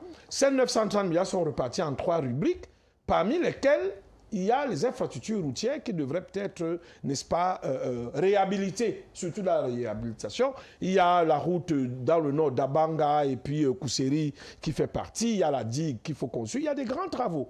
Sauf que actuellement, Je reviens encore là-dessus, la crise sécuritaire nous ponctionne énormément d'argent au point où on ne peut plus tout faire avec les recettes produites au Cameroun. C'est pour ça que j'ai dit Vous parlez beaucoup de la crise sécuritaire, la crise dans le nord-ouest. C'est aussi de l'argent. C'est depuis 8 ans, oui. 9 ans. Je peux vous dire que c'est une crise qui peut nous prendre 1 milliard, 1,5 milliard par jour de francs CFA. Par jour. Imaginez alors en une année 365 milliards partis pour la logistique. Donc à cause de la crise, à cause de la crise, on ne peut pas entretenir des routes. Mais madame, vous pouvez patauger dans l'eau à condition que vous soyez en vie. Vous soyez en vie. Vous préférez qu'on laisse le désordre s'installer dans une ville comme Douala et qu'on ait des boulevards, de belles rues avec des cadavres qui jonchent les rues? Non. Nous formons une digue pour que le désordre ne descende pas dans certaines zones. Et cela coûte cher. Et ça coûte cher à tous les États. À tous les États. Que ce soit la Russie, les États-Unis, ils investissent pour la sécurité et le bien-être des citoyens. Ce que je vais dire peut-être pour sortir de là, de ma prise de parole, c'est qu'en fait, les problèmes de route au Cameroun, comme disait M. Nyopé tout à l'heure, donnent lieu à un chevauchement d'autorité ou de pouvoir. Par exemple, quand vous prenez la route Carrefour des immeubles Lobessou, c'est le ministère, c'est le Mindub. C'est le ministère, c'est le Mindub. Il y a des segments ou des tronçons qui appartiennent à la mairie de ville. Et d'autres aux communes. Et d'autres aux communes. Oui. Or, lorsque vous voyez les budgets que nous réalisons ou que ces gens-là réalisent, je ne suis pas conseiller municipal, je ne suis pas membre de conseil, nous on a l'impression que c'est beaucoup plus... Laissez-moi rire. Quand vous prenez l'école publique des Ido, le boulevard de la République, pour aller vers salle de fête d'Aqua, on vous met des pots de fleurs le long de la rue, devant le Watt, des pots de fleurs sur des routes impraticables. Non, mais soyons sérieux. C'est pour embellir. Mais pour embellir quoi? Quand les routes ont des cratères. Mais c'est ça le problème. Et ça, c'est une route qui est entretenue par la ville. Ce marché a été passé quand? À qui? Pourquoi faire? Alors que le rond-point Bessengue a des problèmes, devant l'hôtel Le Watt, sans publicité, encore je le dis, on a des cratères pour ceux qui sortent de la gare de Bessengue, ainsi de suite, ou alors ancienne Isès. Donc moi, je pense tout simplement que ceux qui nous gouvernent doivent quand même avoir un minimum de bon sens. Et le bon sens devrait être la chose la mieux partagée. Mais le bon sens est espéré par Serge-Henri Kelbé. Ce n'est pas pour demain. Clément Joux, en attendant, qu'est-ce qu'on fait? On subit et les opérateurs économiques perdent? Non, moi, je pense que c'est une excuse de chaque fois s'accrocher sur la crise anglophone. La crise anglophone, ça fait 8 ans. Avant 8 ans, c'était les mêmes problèmes qu'on avait. Même si nous dépensons aujourd'hui beaucoup sur la crise anglophone. Il faut comprendre que le plan d'urbanisation de la ville de Douala a échoué. Il faut le dire clairement. Il ne faut pas avoir honte de le dire. Nous avons, c'est le plan de Lamberton de Berthaud que nous avons mis sur pied. Alors que nous n'avons pas étudié la démographie de la ville, en principe. Normalement, la ville de Douala aujourd'hui devrait être déportée. Vous ne pouvez pas avoir une ville où les usines se trouvent au cœur de la ville, déjà. Seulement quand vous voyez les gros camions, le manœuvrage, déjà, c'est un problème. Vous avez dans une ville où en plein cœur d'une ville se trouve encore une prison qui a été conçue, je crois, en 1924. C'est des choses qui ne devraient plus exister en principe. Ce n'est pas des choses qui sont polies, qui sont beaux à voir. Maintenant, vous avez un État qui chaque fois, c'est les mêmes problèmes qui sont posés sur la table. Et vous avez les mêmes personnes. Comment vont-elles faire pour résoudre ce problème-là? Les mêmes causes produisent les mêmes effets. Moi, je pense que, en principe, au jour d'aujourd'hui, ceux qui nous dirigent ont lamentablement échoué dans beaucoup de secteurs. On ne peut pas dire que tout est noir, non. Mais dans beaucoup de secteurs, ceux qui nous dirigent aujourd'hui ont lamentablement échoué. Et ça, vous l'avez déjà dit. Quelles sont donc les solutions urgentes qu'on peut prendre pour justement, les solutions, c'est que nous avons les élections qui arrivent. Il faut faire partie de la RDPC. C'est un système néocolonial. C'est un système néocolonial. On passe 5 heures de temps sur une voie et on attend le 12 octobre. Claude, jusqu'au 12 octobre, vous allez constater que à la veille du 12 octobre, tous les engins que vous voyez là, ils vont disparaître. Ils vont disparaître. Ils vont disparaître et ils vont revenir, je ne sais pas, peut-être l'année prochaine, je ne sais pas à quelle occasion encore. Si les législatives et les municipales, vous allez les voir réapparaître. C'est le système camerounais. C'est pourquoi je dis que la meilleure solution, c'est de faire partie ceux qui nous dirigent. Et à l'intérieur, là, on ne peut pas les faire partie totalement. Il y a des gens parmi eux qui sont des braves Camerounais, qui doivent travailler. On ne peut pas, quand on prend un pouvoir, on ne dégage pas tout le monde, ce n'est pas possible. Quand on prend un pouvoir, on travaille avec des gens de bonne foi qui y sont. Quand vous écoutez Serge, quand vous écoutez Henri, est-ce qu'il a l'air de quelqu'un du RDPC? Vous avez l'impression d'entendre un opposant. Or, ce qu'il fait est édifiant. Parce qu'il touche là où ça fait mal. Il dit des choses qu'il faut. Et c'est comme ça, quand on veut construire un pays, on ne défend pas pour défendre. Même si on veut défendre, on propose des solutions. C'est ce qu'il est en train de faire, ce qui est fondamentalement très bien. Mais je dis, vous avez des gens qui, si à sa place, auraient dit des énormités terribles. Or, ce qu'il dit, ça a un sens. Je dis tout simplement que la meilleure solution, ce que les Camerounais, savent il faut que les Camerounais savent que ceux-là qui nous dirigent depuis 1982, ils ont lamentablement échoué dans beaucoup de secteurs. Ça, c'est le constat. Oui, ça, c'est le constat de l'homme politique. Oui. Maintenant, la solution de l'opérateur économique qui est également touché par ce problème. Madame, vous croyez que quand M. Tawamba écrit, vous croyez qu'il peut faire quoi en dehors d'écrire? Rien du tout. Mais il y a 6 mois, les routes là étaient praticables. Elles étaient vraiment encore acceptables. Il y a 6 mois, elles étaient praticables. Il y a 6 mois, avant, ce n'était pas praticable. C'est ça le problème. Dégradés, on va les réhabiliter. Mais attends. Je vous ai dit tout à l'heure que... Le rond-point Bessengue n'était pas encore aussi abîmé. Je vous ai dit tout à l'heure. Ils sont abîmés, c'est vrai, on va les réhabiliter. Je vous ai dit tout à l'heure. Donc donnez-nous du temps, donnez-nous encore un mandat. Je vous ai dit tout à l'heure. Et à l'intérieur de ce mandat, on va vous faire de belles. Je vous ai dit tout à l'heure que une route en génie civil dure 15 ans. Ça, c'est connu de tous. Une route en génie civil dure 15 ans. Est-ce que si les routes qu'on est en train de refaire aujourd'hui, on avait respecté les normes, on ne serait pas en train de parler de ça. Mais c'est parce que dans ce système-là, il y a d'abord du gré à gré, il y a les détournements de fonds, parce qu'il n'y a pas les appels d'offres. On le fait à la va-vite, et vous savez que quand on fait à la va-vite, on ne justifie pas le budget. Et c'est pourquoi les gens fonctionnent de cette façon-là. Ils font ce qu'ils appellent appel d'offres d'urgence. Et la solution, et parfois on crée l'urgence exprès. Et la solution, c'est ça, qu'il y a les détournements. Nous voulons qu'il y ait des choses vraies. Que le petit Camerounais, quand il passe sur une route, qu'il se rende compte que non, ici, c'est bien fait. Madame, demain, ce qu'on est en train de faire à la pénétrante ouest là, l'année prochaine, avant même l'année prochaine, on va avoir les mêmes problèmes, sur les mêmes endroits. On vous a compris, Clément Joux. Thierry Niopé, quelle solution on devrait envisager pour désengorger un axe comme celui de Bekoko à Bonabéry? Parce que le plus urgent est de résoudre déjà ce problème d'embouteillage. Oui, le ministère des Travaux publics est à pied d'œuvre. Mais je l'ai dit tout à l'heure, on aura beau avoir une chaussée carrossable, tant qu'on n'a pas pensé à l'élargir au maximum, on aura toujours les mêmes problèmes, parce que c'est l'une des routes les mieux pratiquées au Cameroun, surtout pendant le week-end. Et on a l'impression qu'une partie de la ville de Douala se déporte justement de ce côté pour plusieurs manifestations dans la région de l'Ouest. Donc il faut davantage élargir nos routes. J'ai l'habitude de dire sur les plateaux qu'on a l'impression que les routes au Cameroun ressemblent aux routes des sous-quartiers dans d'autres pays.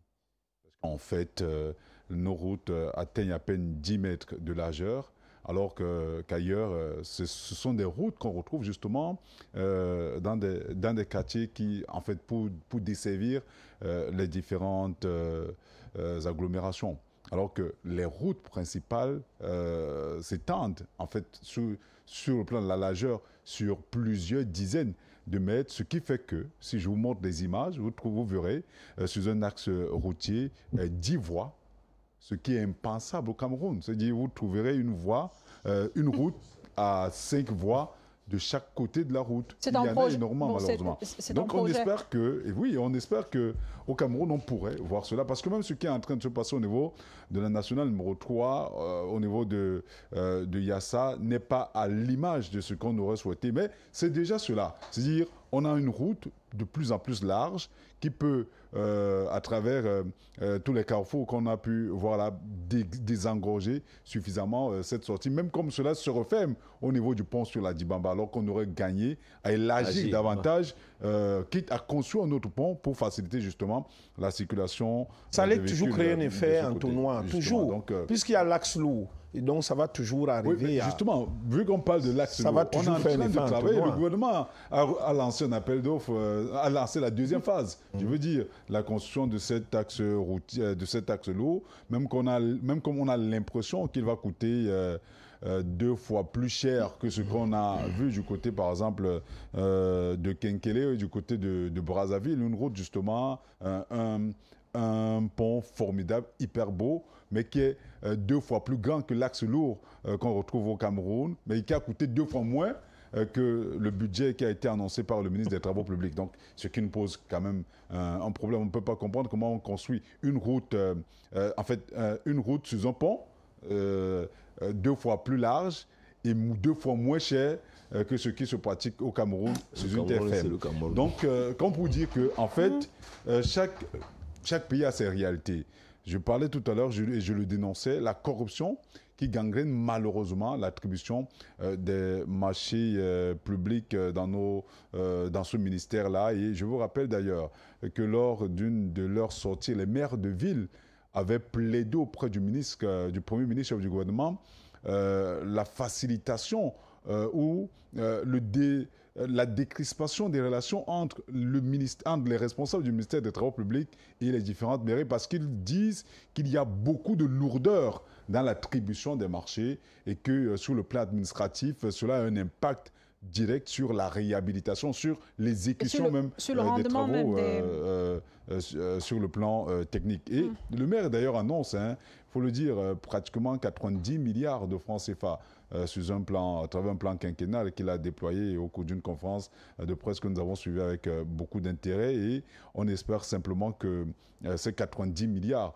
de fonds propres sur 5 ans pourrait aider à résoudre les problèmes que nous enregistrons au quotidien, parce que lui-même a fait le constat. Ça, c'est si son mandat est renouvelé. Mais bien sûr, il a fait le constat, mais nous sommes dans une administration. Elle est continue, donc lui-même a recensé pratiquement plus de 26 000 mètres carrés de nids de poules. Et selon le plan d'urgence de cette année, qui a commencé en septembre 2025, il annonce réhabiliter 10 000. Ça veut dire même pas la moitié des trous recensés, ce qui veut dire quand même qu'il y a beaucoup à faire. Merci. Serge-Henri voulait réagir. Oui. Il nous reste 4 minutes pour sortir de l'émission, 1:30 chacun pour la dernière intervention. J'ai très peu parlé, mais ce n'est pas grave. C'est ma 3e prise de parole. Mais je voudrais rapidement dire quelque chose. Je voudrais, pas contrairement à ce que Thierry a dit, je voulais juste un peu arrondir les angles. Et là, je m'adresse aux téléspectateurs. Par ici. Soyez rassurés. Et aux auditeurs, aux internautes également. Oui, soyez rassurés. Il y a très peu de pays qui ont des routes aussi larges que la pénétrante Est et la pénétrante Ouest des villes de Douala. Je dis très peu de villes. Ça, c'est le communicant du RDPC qui parle. C'est une réalité, je vais vous dire. C'est des routes qui ont plus de 30 mètres de large. Je dis qu'à Paris, vous ne trouverez pas en pleine Paris une route qui a cette largeur. Comme pour dire? Je vais vous dire que nous avons de belles routes, il faut juste les entretenir. Les projets sont bons. Pour trouver une route plus large que celle que vous voyez, la borne 10, ainsi de suite, il faut aller à Moscou, où on ne traverse pas des routes en surface, on les traverse en dessous. Parce que pendant la Seconde Guerre mondiale, certains avions atterrissaient sur certains boulevards. Vous les trouvez à Berlin, vous allez les trouver en Chine. Les routes d'une largeur, comme il disait, qui ont 6-7 voitures dans un seul sens. Donc le bilan... Vous pouvez les trouver dans certaines villes aux États-Unis.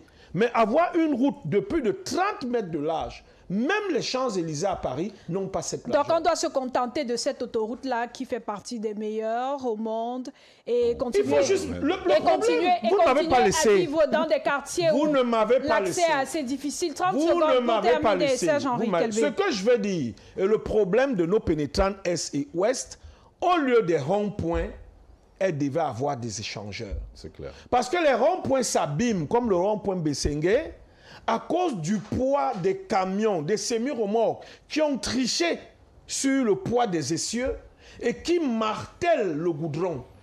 Ce phénomène se voit sur tous les péages qu'il y avait avant Mboumiébel et Deyambankomo. On a été obligé de les refaire et de mettre du béton armé en bas avant de remettre l'enrobage. Donc si on avait des échangeurs, parce que vous voyez que sur la partie lisse, ça roule.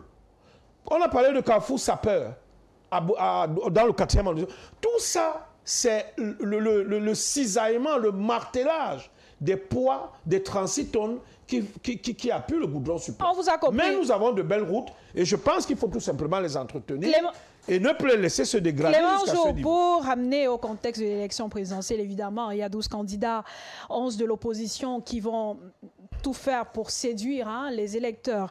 Ils devront absolument mettre en priorité le problème d'infrastructures routières au pays. Forcément. Le président sortant va faire son bilan. Et celui qui est très élogieux. Le président sortant va faire son bilan.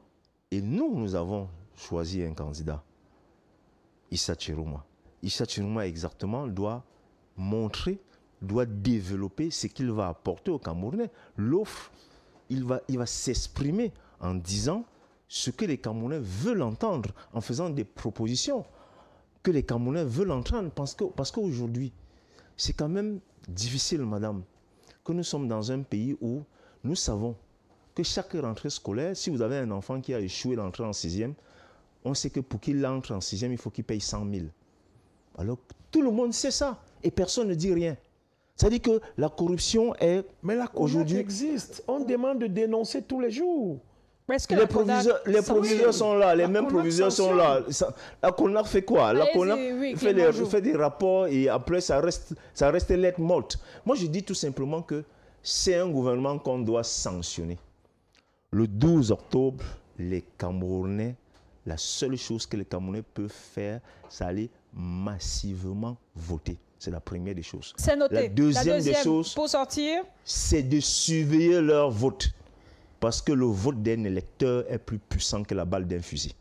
Thierry Niopé, en attendant l'élection, qu'est-ce qu'on fait? On subit, et on attend le jour du vote pour un vote sanction contre le président sortant. Il faudrait en même temps que les candidats de la coalition comprennent l'urgence justement de ce changement et pourquoi pas fédèrent leurs énergies pour faire face à la bête électorale que représente le candidat Biya.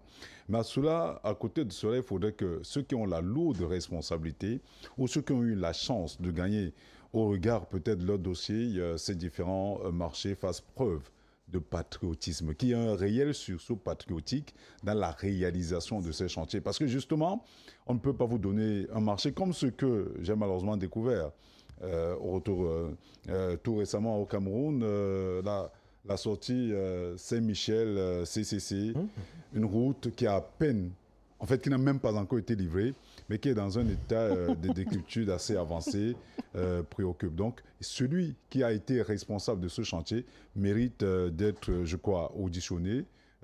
S'il n'apporte pas suffisamment des éléments pour lesquels il a aussi mal travaillé, je crois qu'il mérite de faire la prison. Si le cahier de charge n'a pas été suffisamment respecté, que ceux qui sont chargés justement de contrôler ce type de chantier le fassent avec la fibre patriotique en sachant qu'on travaille pour les générations futures et non pour les générations présentes. Merci Thierry Niopé, merci messieurs, merci Serge-Henri Kelbé, Clément Joux, merci à vous de nous avoir suivis. Très bonne fin de soirée en compagnie de nos programmes. Et pour sortir de la réclame dans cette session d'information, c'est dans une atmosphère empreinte d'émotion et de solennité que s'est tenue le 21 août 2025 la cérémonie de distinction distinction honorifique à l'endroit de Joseph Tchinjo, directeur général de l'hôtel Vallée des Princes. Une reconnaissance officielle de l'État symbolisée par la remise de la médaille de dignité de grand officier national de l'Ordre de la Valeur décernée par le président de la République Paul Biya. C'est donc en présence de nombreuses personnalités et sous la présidence du gouverneur de la région du Littoral que l'hôtel Vallée des Princes a accueilli la cérémonie. D'autres précisions dans cet élément que je vous invite à suivre tout en vous souhaitant une excellente fin de soirée, un excellent week-end en compagnie des programmes de Radio Balafon et Balafon Télévision. Nous vous élevons à la dignité de grand officier de l'Ordre national de la valeur. Ce geste fort de l'État traduit non seulement la reconnaissance d'un parcours exemplaire, mais aussi l'encouragement à poursuivre une vision qui allie professionnalisme, résilience et engagement exceptionnel dans le paysage hôtelier camerounais. Nous sommes satisfaits. Nous vous élevons à la dignité de grand officier de l'Ordre national de la valeur. Ce geste fort de l'État traduit non seulement la reconnaissance d'un parcours exemplaire, mais aussi l'encouragement à poursuivre une vision qui allie professionnalisme, résilience et engagement exceptionnel dans le paysage hôtelier camerounais. Nous sommes satisfaits de votre médaille. Vous êtes entrepreneur et celui qui travaille mérite d'être décoré par le président de la République. Je vous remercie. Dans une allocution empreinte d'émotion et de reconnaissance, le directeur général de l'hôtel Vallée des Princes, déjà commandeur de l'Ordre de la Valeur depuis 22 ans, a dédié cette nouvelle distinction à son équipe, à sa famille et à tous ses proches. Dans un témoignage vibrant, Joseph Tchinjo a dit toute sa surprise d'avoir été promu par le président de la République Paul Biya à la dignité de grand officier de l'Ordre national de la Valeur. Je suis très surpris, monsieur le gouverneur. Je relate le fait pour davantage que ce témoignage vous encourage à faire les choses comme je sais que ça a été fait pour mon cas. Je vais déposer maintenant. Vous avez traité, vous ne connaissez pas Tchinjo. Et c'est allé à Yaoundé, on a traité, on ne connaissait pas Tchinjo. Et nous voici aujourd'hui avec la conséquence. Ce témoignage a donné l'occasion au gouverneur de la région du Littoral qui présidait la cérémonie de distinction d'édifier le public sur le choix et la voie décidée par l'administration pour décorer de potentiels récipiendaires. Non, on ne demande pas être décoré. On laisse l'autorité sonder dans sa sphère des personnes qui méritent d'être décorées. Et on ne doit pas leur dire qu'on vous a proposé. C'est ça la règle. Mais l'exception est devenue la règle. Le choix de l'hôtel Vallée des Princes comme cadre de cette cérémonie n'est pas anodin. Symbole d'élégance et de raffinement au cœur de Douala, l'établissement incarne la réussite d'une vision audacieuse devenue réalité. C'est entre ces murs que se croisent quotidiennement hommes d'affaires, touristes, diplomates et décideurs dans un cadre conjuguant confort, sécurité et services de haute qualité. En distinguant le management de l'hôtel Vallée des Princes, l'État rend ainsi hommage à une success story camerounaise, une récompense méritée qui célèbre ainsi une philosophie du travail bien fait.